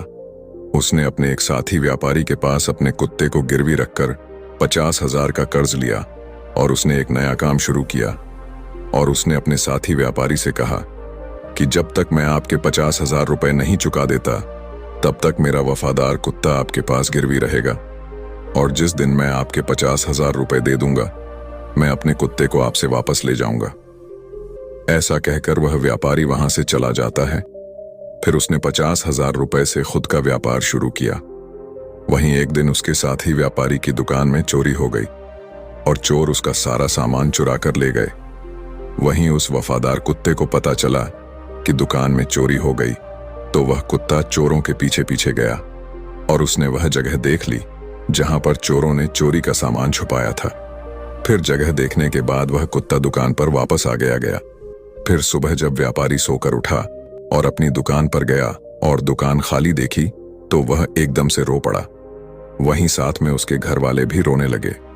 व्यापारी तो बिल्कुल पागल सा हो गया, क्योंकि उसकी दुकान का सारा सामान चोरी हो चुका था। लेकिन उधर वह कुत्ता बार बार मालिक का पजामा खींचता हुआ घर के दरवाजे की तरफ भागता रहा, जैसे वह कुत्ता उसके मालिक को घर से बाहर ले जाना चाहता हो। फिर उसके मालिक के एक दोस्त ने उसको सलाह दी कि लगता है कि यह कुत्ता चुराई हुई चीज के बारे में कुछ जानता है, इसलिए आपको बार बार पकड़कर खींच रहा है। हमें कुत्ते के साथ इसके पीछे पीछे चलना चाहिए। फिर ऐसा सोचकर व्यापारी उस कुत्ते के पीछे पीछे चला गया।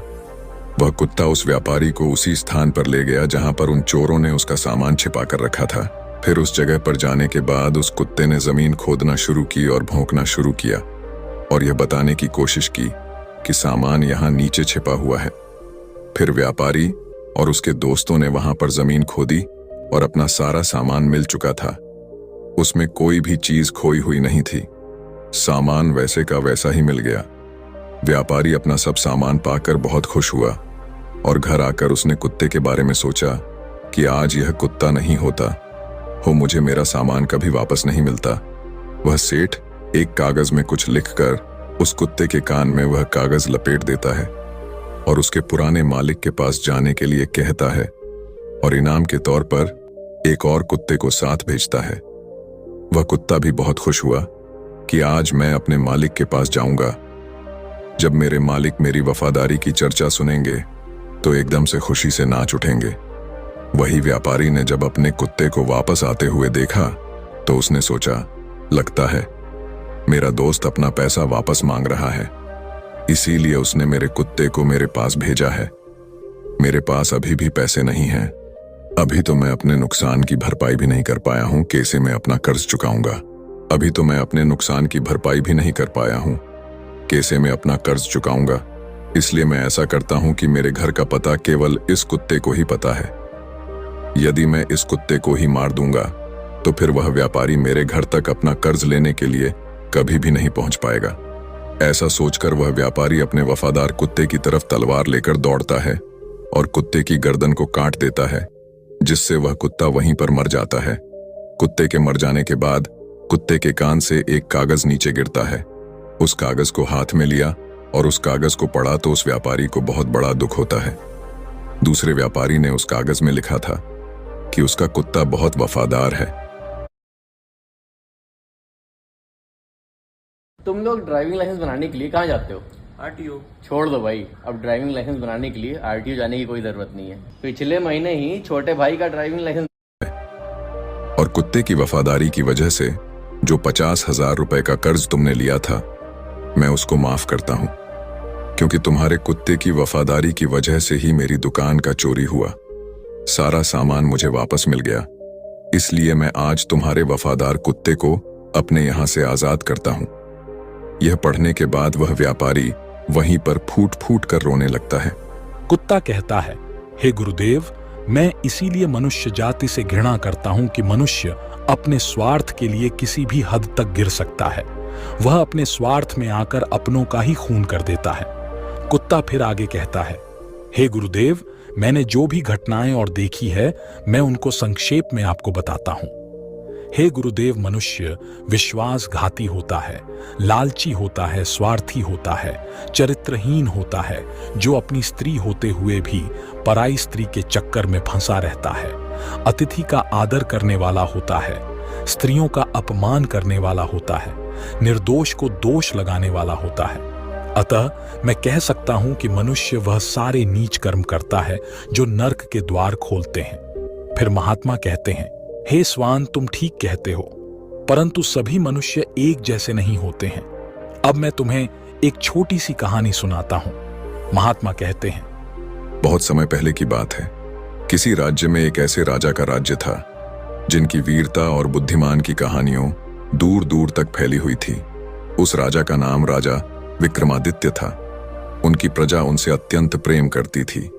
राजा विक्रमादित्य न केवल दयालु और न्यायप्रिय थे, बल्कि साहसी और बुद्धिमान भी थे।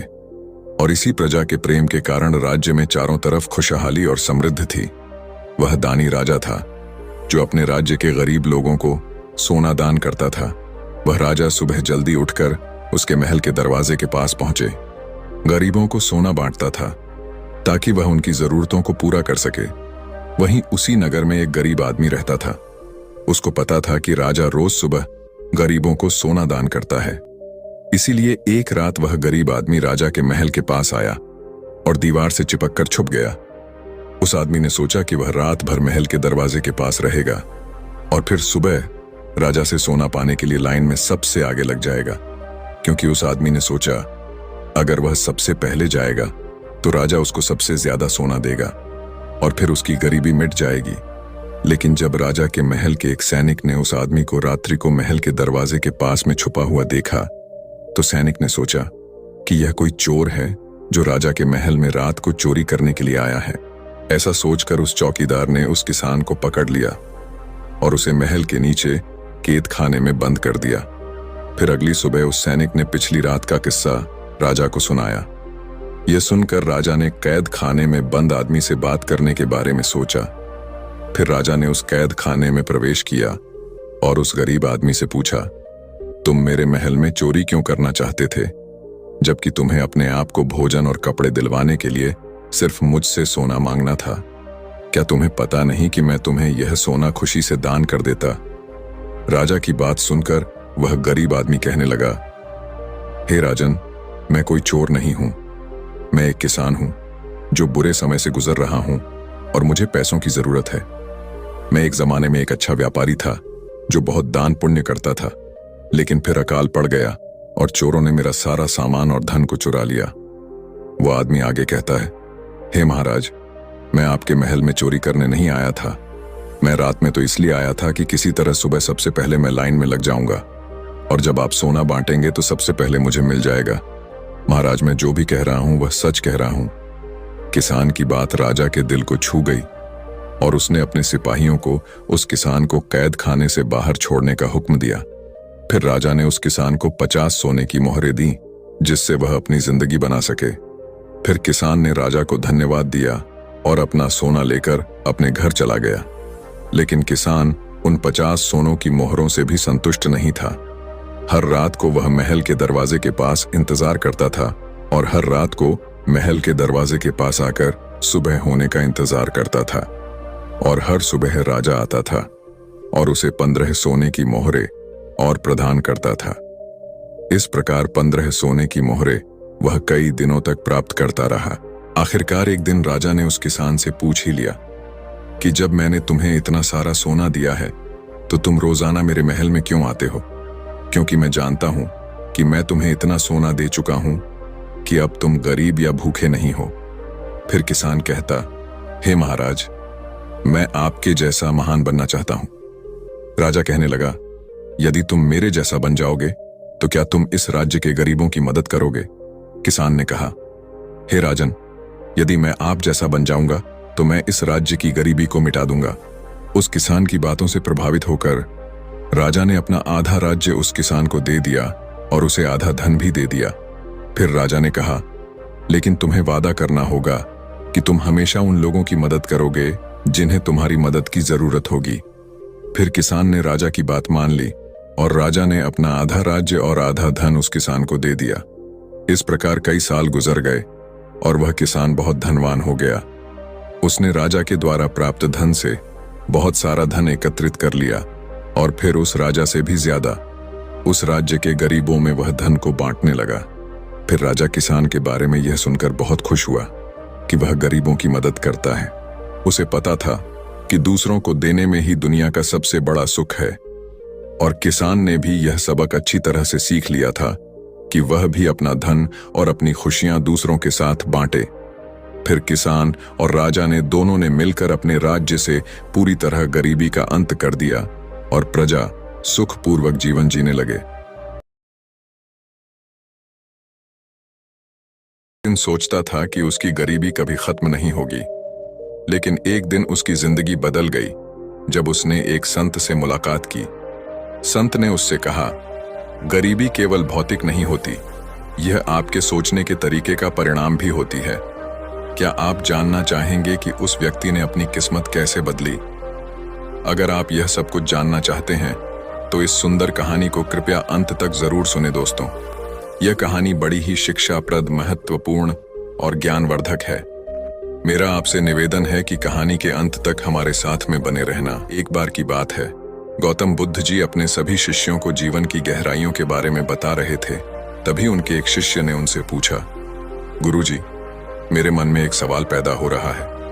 महात्मा बुद्ध जी मुस्कुराए और उन्होंने शिष्य से कहा कि बेटा, पूछो, तुम्हारे मन में कौन सा प्रश्न पैदा हो रहा है?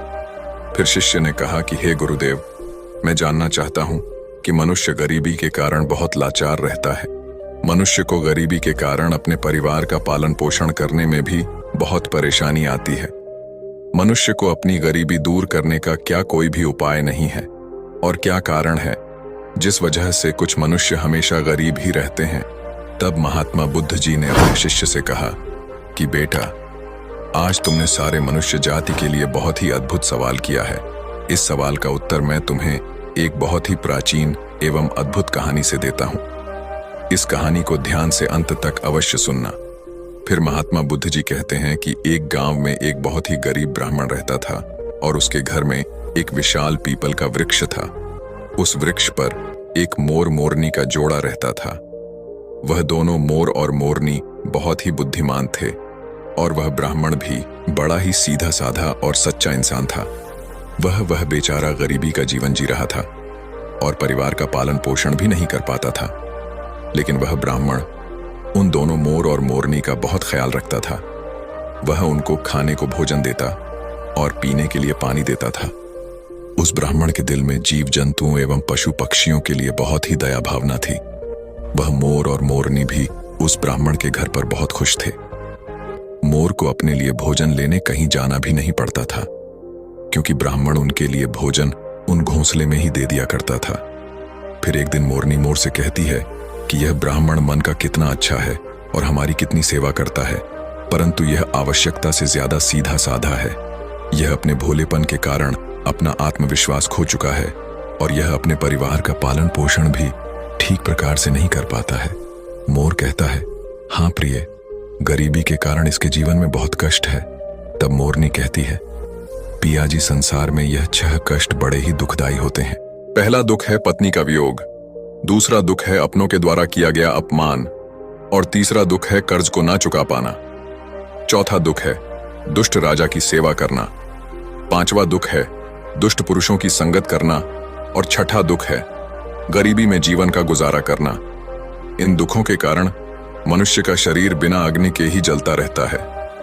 ब्राह्मण को अत्यंत चिंतित और लाचार लेकर एक दिन मोर और मोरनी ने आपस में विचार किया कि हमें ब्राह्मण की कुछ मदद करनी चाहिए।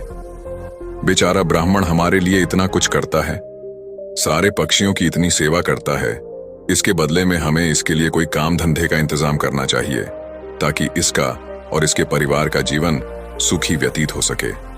रात भर सोचने के बाद अगले दिन मोर और मोरनी ब्राह्मण से कहते हैं, हे ब्राह्मण देवता, आप राजा के पास चले जाओ और राजा से कहना कि वह अपने यहाँ तुम्हें काम पर रख ले, और जिस समस्या को कोई नहीं सुलझा पाएगा उस समस्या को तुम सुलझा दोगे, और वेतन के रूप में राजा से रोज 100 स्वर्ण मुद्राएं मांग लेना।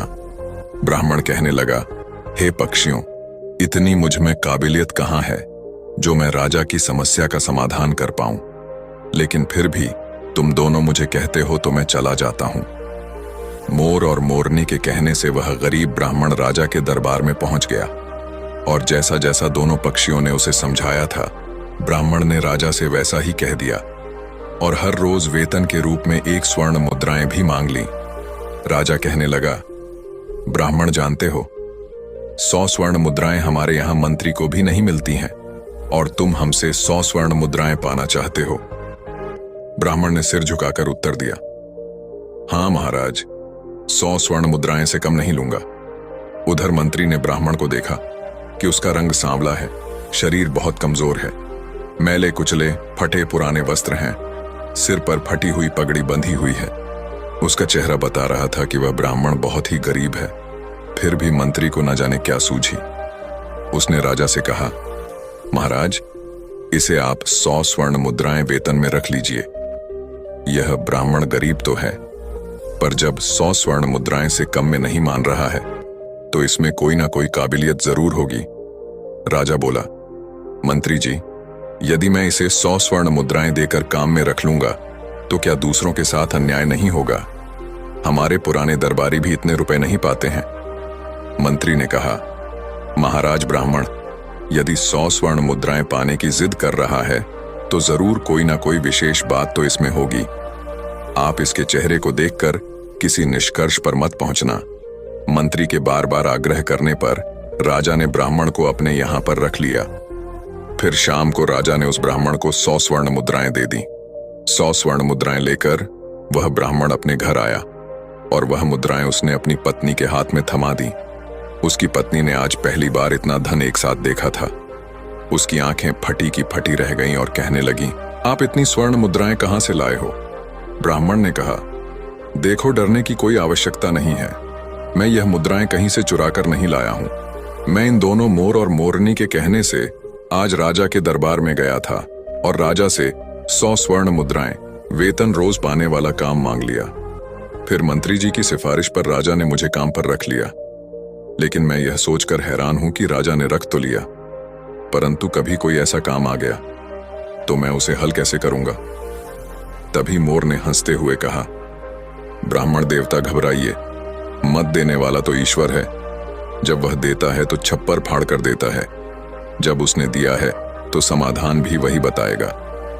आज ब्राह्मण को उन दोनों मोर और मोरनी के फैसले पर बहुत खुशी हो रही थी। अब तो हर रोज ब्राह्मण को राजा के दरबार से 100 स्वर्ण मुद्राएं मिलने लगी। ब्राह्मण हर रोज मुद्राओं लाकर अपनी पत्नी को दे दिया करता था। ब्राह्मण की पत्नी ने पहले तो उन मुद्राओं से अपनी रोजमर्रा की जरूरत को पूरा किया और बचे हुए और मोरनी को दे दिया और कहा कि इन मुद्राओं पर तुम्हारा भी अधिकार है। फिर उन स्वर्ण मुद्राओं को मोर और मोरनी परोपकार के कार्यों में लगाने लगे। वह उन मुद्राओं से गरीबों को खाना खिलाने लगे, जंगल में रहने वाले पशुओं के लिए पानी की व्यवस्था करते, और धीरे धीरे उन दोनों पति पत्नी ने ब्राह्मण की सहायता से एक पाठशाला खुलवा दी ताकि गरीब लोगों के बच्चे जो पैसों की कमी के कारण पढ़ नहीं पाते वह भी पढ़ सके। अक्सर बहुत से गरीब बच्चों का भविष्य भी गरीबी के कारण सिमट कर रह जाता है। उनके अंदर की उठने वाली योग्यता को धन ना होने के कारण पंख नहीं मिल पाते, इसलिए योग्य होने पर भी वे लोग बस लाचार और बेबस बनकर रह जाते हैं। मोर और मोरनी ने उन रुपयों से नगर के हर एक गरीब और बेबस की सहायता की। उधर राजमहल में ब्राह्मण को देखकर दूसरे दरबारी उससे जलने लगे। वे हमेशा सोचते रहते थे कि मंत्री की मूर्खता के कारण यह ब्राह्मण रोज 100 स्वर्ण मुद्राएं ले जाता है और राजा साहब ने अभी तक इससे कोई भी 100 स्वर्ण मुद्राओं वाला काम भी नहीं करवाया। फिर एक दिन ऐसा हुआ कि उस ब्राह्मण की परीक्षा का समय भी आ गया। राजा के दरबार में एक दूसरे देश के राजा का दूत आया और उसने कहा, महाराज, यदि आप हमारे 2 प्रश्नों का सही सही उत्तर देंगे तो हमारे राजा आपको हमारा आधा राज्य दे देंगे, नहीं तो आपको अपना आधा राज्य देना पड़ेगा, और यदि आपने उनके इस प्रस्ताव को ठुकराया तो वह आप पर आक्रमण कर देंगे। उस दूत की बात सुनकर राजा बड़ी चिंता में पड़ गया कि अगर दूसरे राजा की बात नहीं मानी तो व्यर्थ में ही रक्तपात होगा। फिर यह सोचकर राजा ने दूत से कहा कि तुम अपने राजा के दोनों प्रश्न हमें बताओ। इतना कहते ही दूत ने एक पालकी मंगवाई। उस पालकी में 3 मूर्तियां रखी हुई थीं। वह तीनों मूर्तियां संगमरमर के पत्थरों से बनी हुई थीं और तीनों मूर्तियां देखने में बिल्कुल एक जैसी लगती थीं। दूत ने कहा, महाराज, हमारे महाराज का पहला प्रश्न है कि इन तीनों मूर्तियों में श्रेष्ठ मूर्ति कौन सी है। यह सुनकर राजा और समस्त दरबारी सोच में पड़ गए। यह मूर्तियां तो दिखने में एक जैसी ही हैं, फिर इनमें से कोई एक श्रेष्ठ सिद्ध कैसे हो सकेगी। राजा सहित राजा के सभी दरबारी उन मूर्तियों में अंतर सिद्ध नहीं कर सके। तभी अचानक मंत्री को याद आया कि हमने 100 स्वर्ण मुद्राएं वेतन वाले एक ब्राह्मण को किस लिए रखा है। फिर राजा ने तुरंत उस ब्राह्मण को बुलाया और उसे तीनों मूर्तियों में अंतर ढूंढकर श्रेष्ठ सिद्ध करने के लिए कहा। बेचारा भोला भाला ब्राह्मण मूर्तियों को देखकर आश्चर्य में पड़ गया कि इन तीनों मूर्तियों में अंतर को कैसे पता किया जाए। यदि नहीं बता पाया तो राजा नौकरी से निकाल देगा। अब तो दरबार में जलने वाले लोग भी सोचने लगे कि आज इस ब्राह्मण का खेल खत्म हो जाएगा।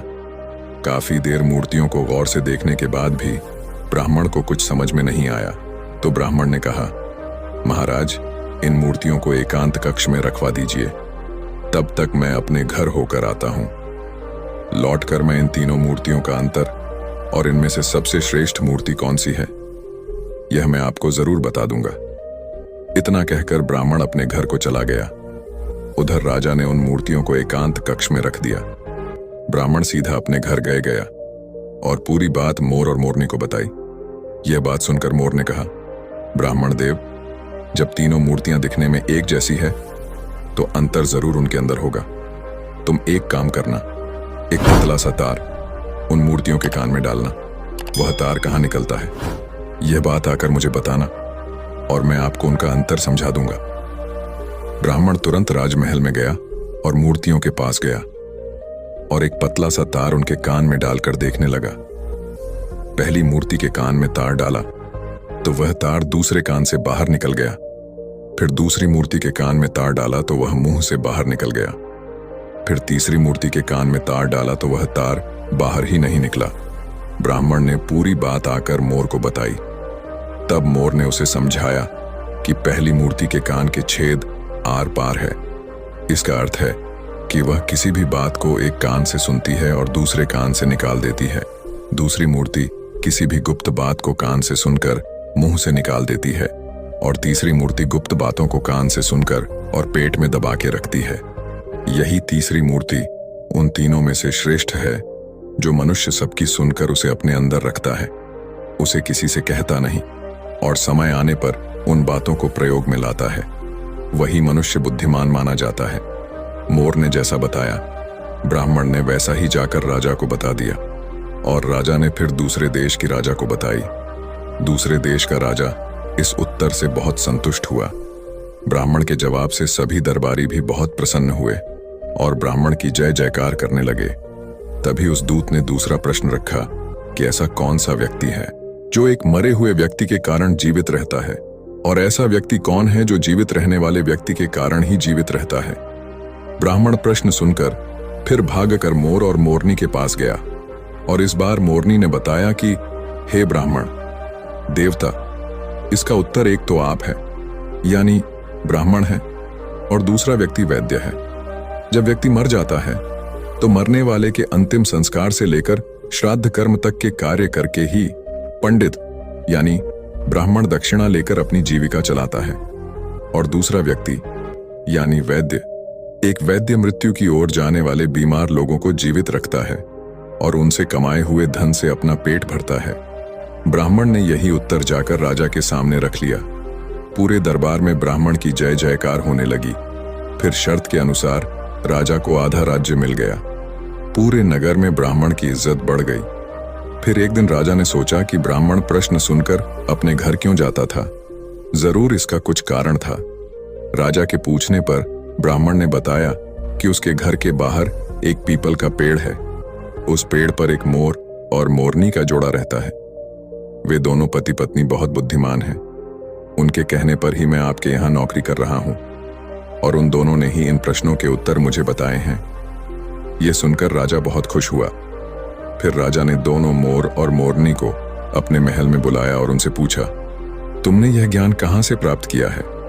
तब दोनों पक्षियों ने मुस्कुराकर जवाब दिया, महाराज, हमने यह ज्ञान इसी ब्राह्मण से पाया है जिनके घर में हम रहते हैं। यह ब्राह्मण बहुत ही विद्वान, इन्होंने शास्त्रों का बहुत अध्ययन किया है। जब यह ब्राह्मण शास्त्रों का अध्ययन करता था तो हम पेड़ पर बैठे बैठे सुनते थे।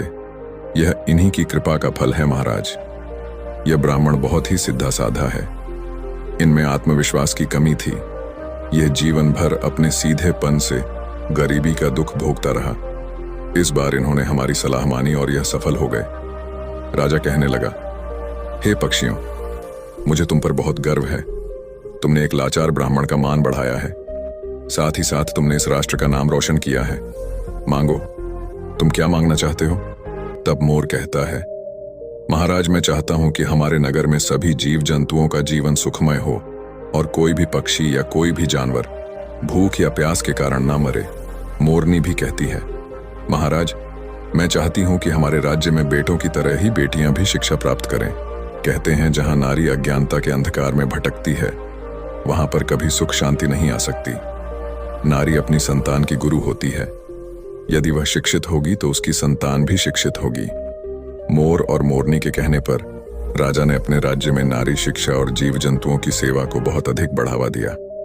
दोस्तों, कहानी का अंत करते हुए महात्मा बुद्ध जी कहते हैं कि जिस प्रकार सुंदर से सुंदर फूल भी बिना सुगंध के व्यर्थ है, उसी प्रकार मनुष्य चाहे कितना ही रूपवान हो, बलवान हो, बड़े कुल में पैदा हुआ हो, विद्या के बिना और जीव जंतुओं के प्रति दया के बिना सब व्यर्थ है।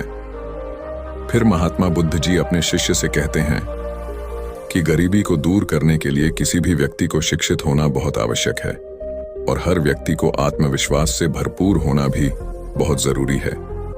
उम्मीद करते हैं दोस्तों, गरीबी सिर्फ एक आर्थिक स्थिति नहीं है, बल्कि यह हमारे सोचने के तरीके और हमारे कार्यों का परिणाम है। अगर हम अपनी सोच को सकारात्मक रखें और सही दिशा में मेहनत करें तो हम भी अपनी गरीबी को दूर कर सकते हैं। तो दोस्तों, याद रखें कि आपकी किस्मत आपके हाथ में है। यदि आप आज से ही सही कदम उठाएंगे तो गरीबी कभी भी आपकी जिंदगी का हिस्सा नहीं बनेगी। क्या आप तैयार हैं अपने जीवन में बदलाव लाने के लिए? आज ही शुरुआत करें और देखें कि कैसे आपका जीवन बदलता है। इस प्रेरणादायक कहानी को अपने दोस्तों और परिवार के साथ शेयर करें ताकि वे भी इस सीख का फायदा उठा सकें। अगर आपको यह वीडियो पसंद आया हो तो लाइक करें, कमेंट करें। गौतम बुद्ध से कहता है कि गुरुवर, मैं अपनी आदतों से बहुत परेशान हूं। मैं करना तो बहुत कुछ चाहता हूं, लेकिन कुछ भी नहीं कर पा रहा हूं। मैं सफलता की ऊंचाइयों को छूना चाहता हूं, लेकिन अपनी आदत से मजबूर हूं। और सच कहूं तो मुझे यह भी नहीं पता कि सफल होने के लिए मेरे अंदर के बारे में जानने के लिए ही मैं आपके पास आया हूं। कृपया मेरा मार्गदर्शन करें। बौद्ध भिक्षु ने कहा, जिस तरह से हम बुरी आदतों से मजबूर होते हैं, उसी तरह से अगर हमने अच्छी आदतें अपना ली तो हम अच्छी आदतों से भी मजबूर हो जाएंगे। और यकीन मानो, अच्छी आदतें बहुत कुछ हासिल करवाने में मदद करेंगी। आज मैं तुम्हें जिंदगी में 15 ऐसी सफल आदतों के बारे में बताऊंगा जो तुम्हें सफल और सबसे अलग बना सकती हैं, तुम्हें मनचाही सफलता दिला सकती है और तुम अपने जीवन में जो कुछ भी बनाना चाहते हो वह तुम्हें बड़ी आसानी से हासिल कर सकते हो। मेरी बातों को बस यूं ही सुनकर मत जाने देना, बल्कि इन सभी 15 सफल आदतों को अपने दिमाग में अच्छे से बैठा लेना और धीरे धीरे उन्हें अपने जीवन में उतारना शुरू कर देना, क्योंकि ये आदत न केवल तुम्हें सफलता दिलाएगी बल्कि एक ऐसा इंसान भी बनाएगी जिसे देखकर लोग यही बोलेंगे कि मैं भी इस इंसान के जैसा बनना चाहता हूं। दोस्तों, 15 सफल आदतों को जानने से पहले अगर अभी तक आपने हमारे चैनल को सब्सक्राइब नहीं किया है तो चैनल को सब्सक्राइब अवश्य करें तो आइए जानते हैं 15 सफल आदतों के बारे में। नंबर 1, सुबह जल्दी उठने की आदत। सुबह जल्दी उठने की आदत डालो। अगर दुनिया की कोई सफल और सबसे अच्छी आदत है जिसका हर सफल इंसान पालन करते हैं, सुबह सुबह अपने दिन को शानदार बनाने के लिए काम करना शुरू कर देते हो, तो यकीन मानो पूरे दिन में ऐसी कोई चुनौती नहीं होगी जिसे तुम ना कर सको। तुम्हारा सुबह उठना यह दिखाता है कि तुम्हारे अंदर कितनी इच्छा शक्ति है, तुम्हारे लिए तुम्हारे लक्ष्यों को हासिल करना कितना मायने रखता है। सुबह जल्दी उठने का मतलब है ज्यादा समय, ज्यादा ऊर्जा, ज्यादा प्रयास, जो कि तुम्हें जिंदगी में हमेशा दूसरों से ज्यादा ही दिलाएगा। अगर तुम सुबह देर से उठने की आदत से परेशान हो तो हर दिन सिर्फ 5 मिनट जल्दी उठने का नियम बनाओ और कुछ दिनों में तुम सुबह जल्दी उठना शुरू कर दोगे। नंबर 2, अपने लक्ष्य के लिए कुछ ना कुछ सीखते रहो। 15 सफल आदतों की सूची में दूसरी आदत है हमेशा अपने लक्ष्य के लिए कुछ नया सीखते रहो। यही आदत है जो हर उसमें पाई जाती है जिसने अपने क्षेत्र में सफलता हासिल की है। हमेशा अपने काम के बारे में कुछ ना कुछ सीखते रहो। जिंदगी में जितना भी सीखते हैं वह जीवन के किसी मोड़ में हमारे काम जरूर आता है। सफल लोग अपने सपनों को हासिल करने के लिए तरह तरह के प्रयोग करते हैं। अपने सपनों से जुड़ी हर एक बात जानना चाहते हैं जो उनके सपनों को हासिल करने के रास्ते को और भी आसान बना दे। दुनिया में ज्ञान की कोई कमी नहीं है, लेकिन जिस क्षेत्र में तुम्हारा लक्ष्य हासिल करना चाहते हो उससे जुड़े ज्ञान को लेने के लिए हमेशा उत्सुक रहो। हो सकता है तुम कोई ऐसी चीज सीख जाओ जो तुम्हें इतना हासिल कर दे जितना तुमने सोचा भी ना हो। इसके लिए हमेशा एक बच्चा बनकर सीखना पड़ेगा। नंबर 3, सुने ज्यादा और बोले कम। हमारे पास 2 कान और 1 मुंह है। ऐसा इसलिए है ताकि हम सुने ज्यादा और बोले आधा। सुनने वाले कभी नुकसान में नहीं रहते। सुनने वाले को हमेशा कुछ ना कुछ सीखने को ही मिलता है। कम बोलने का मतलब है ऊर्जा का कम बर्बाद होना। लोगों के मुंह ज्यादा ना लगना, किसी के सामने हल्का नहीं बनना, किसी से बेवजह की बहस नहीं करना। कम बोलने और ज्यादा सुनने वाले लोग बहुत ज्यादा फायदे में रहते हैं। जो व्यक्ति कम बोलता है उसके अंदर गहराई से सोचने की क्षमता बहुत ज्यादा होती है। जब व्यक्ति कम बोलता है तो वह अपने भीतर से जुड़ा रहता है। उसके भीतर के विचार इतने ताकतवर होते हैं जो किसी भी मंजिल को अपने घुटनों तक लाने के लिए मजबूर कर सकते हैं। नंबर 4, असहमत होना और मना करना सीखो। सफलता की सूची में चौथी आदत है असहमत होना और मना करना सीखो। कोई कठपुतली नहीं है जो लोगों की हर बात पर हाँ जी करते रहे। तुम एक अलग इंसान हो। तुम्हारे अलग सपने हैं तो तुम्हारे सिद्धांत भी अलग ही होंगे। तुम्हारी मंजिल अलग है तो तुम्हारा रास्ता भी अलग ही होगा। अगर कोई चीज तुम्हें पसंद नहीं है, ये जरूरी नहीं है कि जो तरीका दूसरों के लिए काम कर रहा है वह तुम्हारे लिए भी काम करेगा। अगर तुम भी औरों का तरीका इस्तेमाल करोगे तो औरों की तरह बन जाओगे। तुम इस दुनिया के सबसे अलग इंसान हो। तुम्हारे जैसा और कोई भी नहीं है, इसीलिए तुम्हें असहमत होने का पूरा हक है। अपनी बात रखने का पूरा हक है और ना बोलने का। हर उस काम को, हर उस बात को जो तुम्हारे सपनों, तुम्हारे लक्ष्यों के लिए ठीक नहीं है। अगर तुम्हारा मन नहीं है मित्रों के साथ घूमने जाने का तो उन्हें मना करना सीखो। अगर तुम्हें किसान नहीं व्यापारी बनना है तो घर वालों से बोलो कि मुझे किसान नहीं व्यापारी बनना है। जबरदस्ती ज्यादा दिनों तक नहीं चल पाती और ना ही कुछ हासिल करके देती है। जहां जरूरत हो वह मना करना सीखो, क्योंकि मना करने से तुम कुछ समय के लिए तो दूसरों की नजर में बुरा बन सकते हो, लेकिन खुद की नजरों में और आने वाले समय की नजरों में कभी गलत नहीं बनोगे। ज्यादातर लोग तो जीवन में सिर्फ इस डर से कुछ नहीं कर पाते क्योंकि लोग क्या कहेंगे। अगर असफल हो गया तो लोग मुझ पर हंसेंगे। असल में ज्यादातर लोग जीवन खुद के लिए नहीं बल्कि दूसरों के लिए जीते हैं, दूसरों की राय पर जीते हैं और जीवन भर दुखी रहते हैं। नंबर 5, सही तरीके से जोखिम लेना सीखो। बौद्ध भिक्षु ने कहा 15 सफल आदतों की सूची में 5वीं आदत है सही तरीके से जोखिम लेना सीखो। जिंदगी में सबसे बड़ा जोखिम है कोई रिस्क ही ना लेना। अगर तुम सही काम में जोखिम नहीं ले रहे हो तो तुम अपनी जिंदगी को जोखिम में डाल रहे हो। जोखिम ले रहे हो जिंदगी को बर्बाद करने का या फिर वहीं अटके रहने का जहां पर अभी तुम हो। मन से सही चीजों के लिए जोखिम लेने का डर हटा दो। लेकिन तुम्हारा मकसद सिर्फ सुरक्षित रहकर मौत के दरवाजे तक पहुंचना नहीं है, बल्कि एक योद्धा की तरह हर चुनौती को धूल चटाकर जोखिम लेकर एक विजेता का ताज पहन कर रहे हो कर मौत के दरवाजे तक पहुंचना है। सही चीजों के लिए जोखिम लेना चाहिए। इसीलिए जोखिम लेना सीखो तुम। जोखिम लेने का कभी भी अफसोस नहीं करोगे, लेकिन अगर उचित जोखिम नहीं लिया तो अंत समय में जोखिम ना लेने का इतना बड़ा पछतावा होगा कि तुम सोच भी नहीं सकते। नंबर 6, खुद को समझो और समय दो 15 सफल आदतों की सूची में छठी आदत है उस इंसान को समझने की कोशिश करना जो अगले 60 वर्ष तुम्हारे साथ बिताने वाला है, और वह इंसान तुम खुद हो। अपने आप को कितना समय देते हो, अपने अतीत की गलतियों से कितना सीखते हो, तुम अपने वर्तमान को सुधारने के लिए क्या करते हो, अपने भविष्य क्या सोचते हो कि तुम्हारी जिंदगी में क्या चल रहा है। मैं कहां से आया हूं, अभी मैं कहां हूं और आगे मुझे कहां जाना है। तुम्हारी सबसे बड़ी जरूरत और तुम्हारी जिंदगी की सबसे बड़ी चुनौती क्या है। तुम्हें बेहतर ढंग से तुम्हारे अलावा और कोई भी नहीं जान सकता। अगर कोई समझ भी सकता है तो अभी तुम्हारे अंदर क्या भावनाएं चल रही हैं इसके बारे में तुम्हारे अलावा और कोई भी महसूस नहीं कर सकता।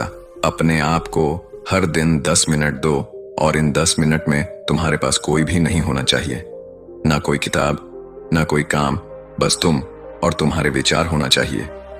इस समय बस तुम अकेले रहो और खुद से बातें करो, खुद को अंदर से जानने और समझने का प्रयास करो। नंबर 7, निर्णय लेना सीखो और तुरंत काम पर लग जाओ। ऐसे कितने काम हैं जो आज तक टालते आ रहे हो, ऐसे कितने निर्णय हैं जिन्हें लेना आज तुम्हारे लिए बहुत जरूरी है, लेकिन तुम निर्णय लेना ही नहीं चाहते, उन्हें टालते रहते हो। ज्यादातर लोग निर्णय नहीं ले पाते, उन्हें इस काम को करना है या नहीं, इस संबंध में रहना है या नहीं, व्यापार करना है, नौकरी करनी है। लोग निर्णय नहीं ले पाते और उलझे रहते हैं। निर्णय लेना सीखो। कोई भी निर्णय ना लेने से बेहतर है कि कोई एक निर्णय लो और उस निर्णय को सही साबित करने का प्रयास करो, और जब एक बार निर्णय ले लो तो तुरंत काम पर लग जाओ। जितने भी दुनिया के सबसे सफल लोग हैं उनका निर्णय लेने और उस पर काम करने के बीच का समय लगभग 0 होता है। अगर तुमने दिन में 8 बजे कोई निर्णय लिया है, किसी काम की कोई योजना बनाई है, तो 8:01 पर तुम उस निर्णय के अनुरूप होते हुए दिखाई देने चाहिए। नंबर 8, समय की कीमत करना सीखो। जिंदगी बदल देने वाली 15 सफल आदतों में से 8वीं आदत है समय की मत करना सीखो। समय एकमात्र ऐसी चीज है जो लगातार कम होता रहता है, वह भी एक समान रफ्तार से। कभी भी इसके कम होने की गति धीमी नहीं पड़ती। समय पर किसी भी चीज का, किसी भी घटना का कोई फर्क नहीं पड़ता। समय एक ऐसी चीज है जिसको सिर्फ तुम देख सकते हो, ना ही उनके पीछे दौड़ सकते और ना ही उससे आगे जा सकते हो। आज तुम्हारी जिंदगी में जो भी चल रहा है तुम्हें उसका सामना करना ही पड़ेगा। समय के साथ चलना सीखो और आज तुम्हारे लिए जो जरूरी है उसे करते हुए आगे बढ़ते जाओ, क्योंकि समय के बहाव में अगर तुम एक बार पीछे छूट गए फिर चाहे कितनी ही दौड़ लगा लो, वह पहले वाली बात तो कभी नहीं हो पाएगी। जो सो रहा है वह निश्चित रूप से कुछ ना कुछ खो हो रहा है, और जो जाग रहा है लगातार भाग रहा है। हम जैसे ही हम पैदा होते हैं उसी क्षण से हमारे समय की उल्टी गिनती शुरू हो जाती है। इसलिए समय को बर्बाद मत करो, उसकी कीमत को समझो, खुद को जानने में लगाओ। नंबर 9, फालतू की झंझट को नजरअंदाज करना सीखो। 15 सफल आदतों की सूची में 9वीं आदत है फालतू की झंझट को नजरअंदाज करना सीखो। हमारे पास समय कम है और एक निश्चित मात्रा में ऊर्जा है। अगर हम इसे हर तरह की छोटी छोटी बातों और बेमतलब के कामों में लगाते रहेंगे तो हमारी ऊर्जा बैठी रहेगी। हम कभी भी इसे अपने लक्ष्य की ओर एकत्रित नहीं कर पाएंगे और लक्ष्य को हासिल करने से चूक जाएंगे। ज्यादातर लोगों की गलती भी यही है कि वह हर चीज, हर काम में खुद को सम्मिलित करने की कोशिश करते हैं, जिससे उनकी ऊर्जा घट जाती है और वह कुछ भी महत्वपूर्ण नहीं कर पाते। इसीलिए जो काम जरूरी नहीं है, जो दूसरे कर सकते हैं, उसे दूसरों को सौंप दें। अपना सारा समय अपने महत्वपूर्ण कामों में लगाओ। नंबर 10, जीवन से नकारात्मक लोगों को निकालकर सकारात्मक लोगों के साथ रहना शुरू करो। एक नकारात्मक व्यक्ति हमारी ऊर्जा को चूस कर हमारी सोच को भी नकारात्मक बना देता है। इसीलिए ऐसे लोगों से दूर रहने का प्रयास करो। असल में कोई भी व्यक्ति अपने आसपास के 5 लोगों का औसत होता है, यानी हमारे आसपास के वह 5 लोग, इसके साथ हमारा सबसे ज्यादा समय बीतता है। कहीं ना कहीं हम भी उनकी तरह बन जाते हैं, उनकी आदतें अपनाने लगते हैं, संगत का असर पड़ता है। अगर तुम्हारे साथ के लोगों को हर चीज में कमी दिखती है तो तुरंत उनका साथ छोड़ दो, क्योंकि ऐसे लोग हैं जिन्हें गर्मी में सर्दी और सर्दी में बरसात पसंद आती है। ऐसे लोग कहीं भी खुश नहीं रह पाते हैं। नंबर 11, हम जो भी पाना चाहते हैं उसे लिखो। तुम्हारी कोई भी योजना है तो उससे भी अच्छे से लिखो। ऐसा करने से वह हमारे दिमाग में पक्की हो जाती है। इसके साथ ही उन सारी चीजों के बारे में भी लिखो जिन्हें तुम पाना चाहते हो। ऐसी आदतों के बारे में भी लिखो जिन्हें तुम अपनाना चाहते हो। आप ऐसी चीज भी लिख सकते हैं जिसे आप नहीं करना चाहते। हमारा दिमाग स्वतंत्र होकर नए विचारों के बारे में सोच सकता है। नंबर 12, स्वस्थ रहो और स्वस्थ जीवन शैली अपनाओ। कम खाओ और ज्यादा बचाओ। रोज सुबह का प्राणायाम, व्यायाम और ध्यान न केवल तुम्हें स्वस्थ रखेगा बल्कि तुम्हें सुंदर भी बनाएगा और तुम्हारे आत्मविश्वास को बढ़ाएगा। एक स्वस्थ मन, स्वस्थ शरीर के साथ अपनी जिंदगी में ज्यादा तेजी से तरक्की कर पाओगे और अपनी मंजिल को हासिल कर पाओगे। पहला, सुख निरोगी काया, और इसका पता हमें तब चलता है जब हम गंभीर रूप से बीमार होते हैं। नंबर 13, हमेशा खुश रहो और मुस्कुराते रहो। हमेशा खुश रहो, मुस्कुराते रहो। रोने वाले इंसान से कोई भी मित्रता नहीं करना चाहता और ना ही उसके साथ समय बिताना चाहता, क्योंकि हर व्यक्ति के जीवन में अपने दुख तकलीफ में है। फिर कोई क्यों बेवजह के दुख और तकलीफ अपने जीवन बढ़ाना चाहेगा। इसीलिए मुस्कुराते रहो। मुस्कुराते रहोगे तो दूसरों को तुम्हें एक उम्मीद की किरण देखेगी। हो सकता है तुम्हारी मुस्कुराने से कोई और अपनी तकलीफ भूल जाए। उसका मतलब यह नहीं कि तुम हमेशा हंसते रहो। मुस्कुराने का मतलब है कि तुम खुश रहो और ये सोचो कि तुम बहुत किस्मत वाले हो। तुम्हारे जीवन में कोई कमी नहीं है। अगर कोई कमी है तो तुम उसे पूरा कर सकते हो। नंबर 14, अपनी कमाई से कम खर्च करो। हमेशा अपनी कमाई से कम खर्च करो और मुसीबत के लिए बचा कर रखो। अधिकतर लोग दिखावे के चक्कर में अपनी कमाई से ज्यादा खर्च कर देते हैं और फिर जिंदगी भर रोते हैं। इसलिए सही तरीके से अपनी आमदनी बढ़ाने की कोशिश करो। आमदनी से कम खर्च करो और भविष्य के लिए कुछ बचा कर रखो। नंबर 15, दूसरों की मदद करें। एक जिम्मेदार इंसान बहुत सारे काम को लेकर चलता है, साथ ही साथ वह दूसरों की मदद भी करता है।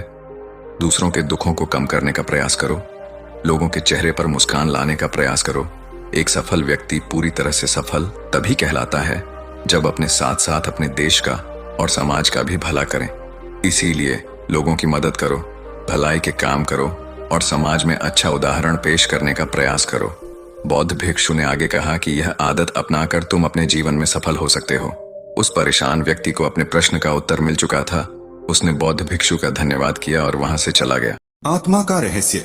कई लोग इस सवाल का जवाब जानने के लिए इच्छुक रहते हैं। उलझने को कई सवाल हैं जिनके जवाब मिल पाना काफी कठिन है। कई बार सोने के बाद हमारे आत्मा परमात्मा से मिलकर आ जाते हैं। इसी कड़ी में आज हम एक रहस्य पर से पर्दा उठाएंगे। आज का सवाल है कि सोने के बाद आत्मा कहाँ जाती है। सोने के बाद आत्मा घूमने के लिए जाती है। अगर कोई बांध ले आत्मा को तो क्या होगा? इस सवाल का जवाब हर इंसान को जानना बेहद ही जरूरी है। मित्रों, आपसे अनुरोध है, कुछ होता नहीं है। आत्मा कोई पाखंड नहीं है। आत्मा एक जीव है जो कभी नहीं मरता है। कुछ पत्रिकाएं आपको यह बता सकती हैं कि आत्मा नहीं होती है, लेकिन मित्रों अब तो विदेशी वैज्ञानिक भी आत्मा को सिद्ध कर चुके हैं। खैर, इसके बारे में हम बाद में विस्तार पूर्वक से बात करने वाले हैं। आग जला सकती है, ना उसे हवा उड़ा सकती है और ना ही उसे कोई दुख होता है। आत्मा सदा ही अमर रहता है। दोस्तों, कुछ लोग कहते हैं कि सोने के बाद आत्मा पता नहीं कहां कहां की यात्रा करते हैं। कभी तो आपने सोचे होंगे कि सोने के बाद आत्मा आखिर जाती कहां है। सपनों का मनोविज्ञान शुरू से ही मनुष्य के लिए कौतूहल का विषय रहा है। दार्शनिकों, वैज्ञानिकों और मनोचिकित्सकों ने अपने अपने ढंग से इसकी व्याख्या की है। दोस्तों, जैसा कि आप सभी को मालूम है कि जब हम सब गहरी नींद में होते हैं तो हम सब स्वप्न देखते हैं। सपना आज भी शोध का रोचक विषय बना हुआ है। हालांकि स्वप्न शास्त्र बहुत कुछ कहता है, पर वैज्ञानिक आज भी उलझा हुआ है। उसे अचेतन मन की भाषा मानते हुए भी अभी तक कोई निश्चित मत नहीं बन पाया है।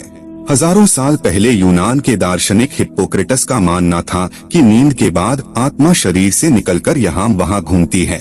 उस स्थिति में वह जो देखती या सुनती है वही स्वप्न है। प्लेटो ने अपनी पुस्तक टाइमिमस में स्वप्नों को दैहिक एवं मानसिक लक्षणों की अभिव्यक्ति के रूप में बताया है। अरस्तु ने लिखा है कि मनुष्य ही नहीं, भेड़, बकरियां, गाय, कुत्ते और घोड़े आदि भी सपने देखते हैं। आपसे हाथ जोड़कर अनुरोध करते हैं कि कृपया हमारे चैनल पर पहली बार आए हैं तो चैनल को सब्सक्राइब अवश्य कीजिएगा। वीडियो पसंद आए तो अपने दोस्तों के पास शेयर जरूर कीजिए। हमारे मन में बहुत सारे सवाल उठते रहते हैं, उन्हीं में एक सवाल यह आता है कि सोने के बाद आत्मा कहाँ जाती है। आइए विस्तार से जानते हैं, बने रहे वीडियो के अंत तक। जब हम रात में सोते हैं तो उस समय आत्मा का क्या होता है? क्या वह शरीर में रहती है या फिर कहीं चली जाती है? और भी ऐसे कई सारे सवाल होते हैं जिनका जवाब इंसान जानना चाहता है, क्योंकि हर कोई चाहता है वह अपने बारे में सब कुछ जाने। और जब आत्मा की बात आती है तो लोग इसके प्रति ज्यादा जिज्ञासु हो जाते हैं। वह जानना चाहते हैं कि आखिर हम इसके बारे में कैसे जान सकते हैं। बहुत सारे लोग तो ऐसे होते हैं जो साधु संत की मदद लेते हैं और उनसे जाकर इस बारे में बात करते हैं। पुराणों के अनुसार आत्मा की गति और उसके किसी लोक में पहुंचना का वर्णन अलग अलग मिलता है। हम पौराणिक मत को जानेंगे, लेकिन पहले संक्षिप्त में वैदिक मत भी जान लें, जो कि गति के संदर्भ में है। क्या हमारी आत्मा शरीर में ही रहती है या हमारी आत्मा मानव शरीर से अलग हो जाती है? जो व्यक्ति बहुत ज्यादा थक हार कर सो जाता है तो उस समय उसे बहुत ही अजीब अजीब चीजें दिखाई देती है और कभी कभार तो आत्मा परमात्मा से मिलने पहुंच जाती है।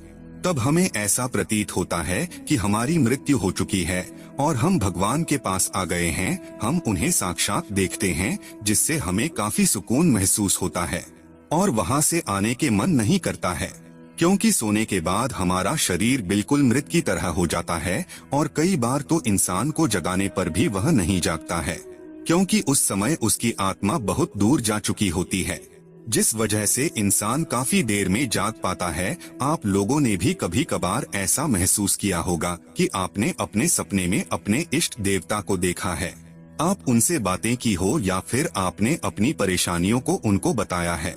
वह आपको दर्शन दे रहे हैं और आप उन्हें देख रहे हैं। कई सारी ऐसी और प्रक्रिया होती हैं जो आपके लिए बहुत ही अनमोल होती हैं और बहुत ही शुभ होती है। आप यह सोचते हो कि आप अब यहीं रहे और बस इन्हीं को देखते रहे, पर यह सब आपकी आत्मा कर रही होती है। जिस दिन आप यह सपने देखते हैं, यानी कि आपका आत्मा परमात्मा से मिलती है, उस दिन आप काम तन मन पूरी तरह से शुद्ध होता है। मित्रों, सोने के अंदर भी आत्मा अचेतन मन से जुड़ जाती है, इसलिए सोने को एक दूसरी मौत का नाम दिया गया है। सोने के बाद आपकी आत्मा भविष्य के अंदर जा सकती है। कभी कभी आपका आत्मा आपका भविष्य भी देखा है। दोस्तों, जैसा कि हमने आपको बताया, सोने के बाद आपका अचेतन मन आत्मा के सहारे भविष्य के अंदर जा सकता है। वह भविष्य को देख सकता है, उसके अंदर वह क्षमता होती है। आपके सामने कई ऐसे उदाहरण होते हैं जिनमें सोने के बाद हमारा अचेतन मन भविष्य के अंदर चला गया था। आपने कभी खुले आंखों से जो चीज नहीं देखे होंगे, वह आपका बंद आंखों यानी सोने के बाद आपका आत्मा देखते हैं। आपको भी कई ऐसे सपने आए थे कि वो बाद में सच हो गए। इस तरह के सपने हमें तब आते हैं जब हमारा अचेतन मन भविष्य के अंदर जा चुका होता है। हमारा अचेतन मन भविष्य को कैसे जान लेता है, इसके बारे में कहना मुश्किल है, लेकिन ऐसा माना जाता है कि जो भौतिक जगत के अंदर घटित होता है वह उससे पहले ही सूक्ष्म जगत के अंदर घटित हो चुका होता है। इसका मतलब यह है कि हमारे साथ पहले सूक्ष्म जगत में घटित होता है और उसके बाद ही उसका असर भौतिक जगत पर पड़ता है। जब हम सो जाते हैं तो हमारा अचेतन मन अनंत ब्रह्मांड में जुड़ जाता है और वह कहाँ पर क्या हो रहा है वह यह देख सकता है। कभी कभी हमारा आत्मा सोने के बाद बैकुंठ धाम भी दिखाते हैं, ठीक उसी प्रकार जैसे देवता दूर रहकर भी कहीं भी देख सकते हैं। और जो सूक्ष्म जगत के अंदर घटित हो चुका है उसे आसानी से अचेतन मन पता लगा लेता है। भविष्य बताने वाले सपनों के अंदर हमारा अचेतन मन उस स्थान पर जाकर देख सकता है, या कहें कि वह उस स्थान पर यहीं से देख सकता है। इसी तरह का सपना एक बार मुझे भी आया था। हमारा बुआ का एक लड़का था और उसकी मौत गौर के दिन हुई थी। हमको नहीं पता था कि उसकी मौत हो चुकी है, लेकिन उसी दिन सपने में मैंने देखा कि उसकी मौत हो चुकी है। हालांकि मैंने इसको फेक माना, लेकिन सुबह जब पता चला कि सच में बुआ के लड़के की मौत हो चुकी है तो हैरान रह गया। हालांकि हर सपना सच नहीं होता है, 100 में से एक ही सपना होता है जो सच होता है। तो आप सपने देखने के बाद घबराएं नहीं, मन को शांत रखें। दोस्तों, यह तो केवल हम लोगों के साथ ही घटित होता है, ऐसा नहीं है। आपके घर परिवार के अंदर भी कुछ ऐसे लोग हैं जिन्होंने सपनों के अंदर भविष्य देख लिया है। आपको बता दें कि सारा भविष्य कोई फिक्स नहीं होता है, लेकिन कुछ चीजें फिक्स होती हैं। दोस्तों, सोने का मतलब होता है आपका चेतन मन सो जाना। चेतन मन सो जाता है। जब आप सो जाते हैं तो आपका सिर्फ चेतन मन ही सोता है। चेतन मन जो बाहर का मन होता है, लेकिन अंदर का मन कभी सोता ही नहीं है। उसे इसकी कोई जरूरत नहीं होती है। चेतन मन जब सो जाता है तो हम बाहर की चीजों को देखना और सुनना बंद कर देते हैं, और देखते भी हैं तो यह चेतन मन की मदद से नहीं होता है। कुछ लोग जो मर चुके और बाद में वापस जिंदा हुए तो उन्होंने वो सारी बातें बताई जो उसने नहीं देखी थी। इसका मतलब था कि वे अपने अचेतन मन से जुड़े थे। दोस्तों, आत्मा कुछ नहीं करती है, क्योंकि वह एक अभौतिक सत्ता है। उसके अंदर कोई राग होता ही नहीं है। जब हम निर्गुण की बात करते हैं तो वह आत्मा ही होती है। जब हम सो जाते हैं तो हमारा अचेतन मन आत्मा से जुड़कर क्रियाशील हो जाता है, और उसके बाद हम सपनों के अंदर चलते हैं। इस तरह से देखकर हमें लगता है कि सोने के बाद हमारी आत्मा कहीं जा रही है। खैर, आपको पता होना चाहिए, यह नोविज्ञान से संबंधित गहन विषय है। इसका उत्तर बहुत विस्तृत है। आप इतना समझ लीजिए कि आत्मा कभी सोती नहीं है, हमेशा क्रियाशील रहती है जब तक वह शरीर में है। ऐसा कहते हैं कि मृत्यु के पश्चात अनंत आकाश में विलीन हो जाती है। वैसे तो इसका प्रामाणिक जवाब तो किसी के पास नहीं है, पर मैं अपने अनुभव और आत्मा के बारे में पढ़ने से पता चला कि आत्मा मस्तिष्क में सुई की नोक के बराबर एक सफेद रंग का चमकता एक बिंदु है, जो शरीर में हर जगह घूम घूम कर चेतना को बनाए रखती है। यदि आप सोच रहे हैं कि सोने के बाद आपकी आत्मा कहीं पर जाती है, तो आप गलत सोच रहे हैं। असल में आत्मा हर जगह पर सुलभ है, मतलब हर जगह पर उपलब्ध, लेकिन आपकी आत्मा कुछ कर्म के ढांचे के अंदर बंद हो जाने की वजह से आपको यह लगता है कि आप एक अलग इकाई हैं, लेकिन ऐसा नहीं है। यदि आप उस कर्म के ढांचे को हटा देते हैं तो आपकी आत्मा या मेरी आत्मा जैसी कोई चीज नहीं होती है। इसका मतलब यह है कि सोने के बाद आपकी आत्मा कहीं नहीं जाती है, उसे कहीं पर जाने की जरूरत नहीं होती है, लेकिन आपका मन गति करता है। इसी गति को हम अपनी आत्मा की गति मानते हैं। सपने में हम वर्तमान को देख सकते हैं। दोस्तों, सपने में तीसरी स्थिति यह होती है कि हम वर्तमान को हूबहू देख सकते हैं, जो वर्तमान में घटित होता है, और हम उसे सपने के रूप में देख रहे होते हैं। इस तरह के सपने हमें यह बताते हैं कि कहां पर क्या हो रहा है। दोस्तों, इस प्रकार के सपनों के मेरे पास तो कई प्रमाण नहीं है, लेकिन एक घटना का उल्लेख करना चाहूंगा। डॉक्टर अरुण कुमार लिखते हैं कि एक बार जब वे सो रहे थे तो उन्होंने देखा कि सज्जन जी उसके पास आए हैं और बोल रहे हैं कि मैं तो जा रहा हूँ, तुम बच्चों का ध्यान रखना। उसके बाद अचानक से लेखक की आंख खुलती है तो समय देखते हैं यह रात का 3 बजा है। उन्हें समझ नहीं आता है कि यह सब कैसे हो गया और सज्जन जी का यहाँ पर आने का क्या मतलब। लेकिन जब सुबह होती है तो पता चलता है कि सज्जन जी तो रात को 1 बजे ही मर चुके थे। सपने में हम वर्तमान को देख सकते हैं। दोस्तों, यह सज्जन जी की जीवात्मा थी। भले ही लेखक का चेतन मन नहीं जागा था, लेकिन अचेतन मन जागा हुआ रहता है, और यही वजह थी कि उन्होंने इसको एक सपने के रूप में देखा। जीवात्मा अचेतन मन से आसानी से संपर्क कर सकती है, लेकिन चेतन मन से संपर्क करना उसके लिए इतना आसान नहीं होता है। इसीलिए तो देवता और दूसरी आत्माएं सपने के माध्यम से कुछ कहती हैं। चेतन मन की अपनी सीमा होती है और अचेतन मन की अपनी सीमा होती है। इसमें एक भौतिक होता है तो दूसरा सूक्ष्म होता है। सोने के बाद आप भूतकाल देख सकते हैं। आपको बता दें कि आत्मा एक सहयोगी है, यह मात्र सहयोग कर सकता है। इसके कारण संभव है सोने के बाद दूसरी संभावना यह है कि आपका अचेतन मन भूतकाल को देख सकता है। यहाँ पर हम भूतकाल के चर्चा कई उदाहरणों से देखेंगे। भूतकाल का मतलब होता है कि जो घटित हो चुका है और उसके अंश आपके अंदर मौजूद हैं, लेकिन चेतन मन उन तक पहुँच नहीं सकता है। लेकिन अचेतन मन के लिए इन चीजों तक पहुँचना आसान होता है। जब हम संचित सूचनाओं की बात करते हैं तो उन सूचनाओं की बात करते हैं जो आपने अपने अनेक जन्मों के अंदर संचित की हैं। वे अभी भी मौजूद हैं, लेकिन आप उन तक पहुंच नहीं पा रहे हैं। जब आप सपने के अंदर होते हैं तो आपका अचेतन मन उन सूचनाओं को आपको सपने के रूप में दिखाता है जो पहले ही हो चुका है। दोस्तों, इसी का तो परिणाम होता है कि हम कई बार ऐसी चीजों के सपने देखते हैं जिनके बारे में हम इस जीवन के अंदर कुछ जानते भी नहीं हैं, कहीं देखे भी नहीं होते हैं। वैसे सपने भी हम देख सकते हैं। कई लोगों के साथ ऐसा होता है। एक महिला को सपने में एक ऐसा मंदिर दिखाई देता था जो उसने कभी देखा ही नहीं था। उसके बाद जब उस महिला ने उस मंदिर को खोजने का प्रयास किया तो वह मंदिर उसे सचमुच मिल ही गया था। उसके बाद महिला को पता चला कि यह उसके पूर्व जन्म का स्थान था, इसीलिए उसे बार बार इस मंदिर के सपने आते थे। इसका यही मतलब था कि सपने के अंदर अचेतन मन उसे यह सूचना दिखाने की कोशिश कर रहा था। शायद यह जागरूक करने के लिए था। इसी सिलसिले के अंदर आइए हम जानते हैं कि किस प्रकार से हमारा अचेतन मन पूर्व जन्म की घटनाओं के अंदर पहुंच जाता है। मैं बहुत दिनों से यह जानने की फिराक में था कि मैं अपने पिछले जन्म के अंदर क्या था, लेकिन मैं नहीं जान पा रहा था क्योंकि मुझे इसका पता नहीं था। खैर, उसके बाद मुझे अपने प्रश्न का हल निकालने का एक तरीका मिला और मैंने सोते समय इस प्रश्न को बार बार अपने अचेतन मन से करना शुरू कर दिया और ऐसा रोज सोने से पहले करता था। लगभग 8 दिन तक लगातार करने के बाद मुझे एक सपना आया जिसके अंदर मैंने देखा कि मैं एक औरत हूँ और मैं एक काफी बड़े घर के अंदर जन्मी हूँ। अब जो मेरी माँ है वह उस जन्म में मेरी सास थी। हम लोग बहुत अधिक अमीर हैं। हालांकि मैं यह नहीं देख पाया कि उस औरत का मुंह कैसा था। दोस्तों, इस वीडियो के अंदर हमने यह जाना कि सोने के बाद हमारी आत्मा के साथ क्या होता है। असल में हमारा चेतन मन ही सोता है। अचेतन मन जागृत अवस्था के अंदर ही रहता है। इस संबंध में मैं आपको एक दिलचस्प घटना और सुनाता हूँ।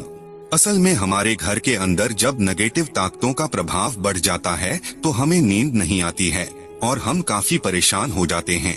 रात को बार बार अचानक से आंख खुल जाना इसी बात का संकेत होता है। हमारे घर के अंदर देवताओं की मूर्तियाँ रखी हुई हैं। एक दिन हमने उन सबको उठाकर घर के बाहर बने मंदिर में रख दी थी। आपको बता दें कि हमारे घर के आसपास एक नेगेटिव ताकत है जो काफी समय पहले यहीं से होकर मर गई थी। और जहां नेगेटिव शक्ति होती है यानी भूत प्रेत होते हैं, वहां अजीब सा सपने आना आम बात है। वह प्रेत रूप में घूमती है। उसी दिन के बाद मेरे साथ गड़बड़ होना शुरू हो गया। मैं रात को सोता लेकिन बार बार मेरी आंख ना जाने कैसे खुल जाती। आज तक ऐसा नहीं हुआ था और आंख खुलने के बाद मुझे यह एहसास होता कि कोई यहाँ पर है। हालांकि मैं किसी को देख नहीं पाया था। नेगेटिव शक्ति हर कोई नहीं देख पाता है। मैं भूल चुका था कि यह सब मूर्तियों के कारण हो रहा है।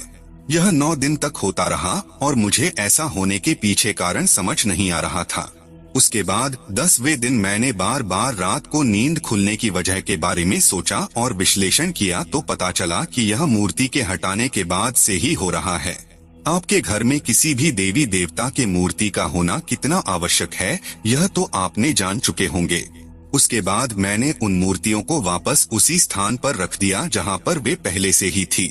बस उसके बाद अपने आप मुझे नींद आने लगी। हालांकि इन सब घटनाओं से मुझे यह लगता है कि कोई भी नेगेटिव ऊर्जा जब हमारे आभामंडल को रात के अंदर भेदने की कोशिश करती है या उसकी तरफ आकर्षित होती है तो हमारा अचेतन मन चेतन मन तक यह संदेश पहुंचा देता है।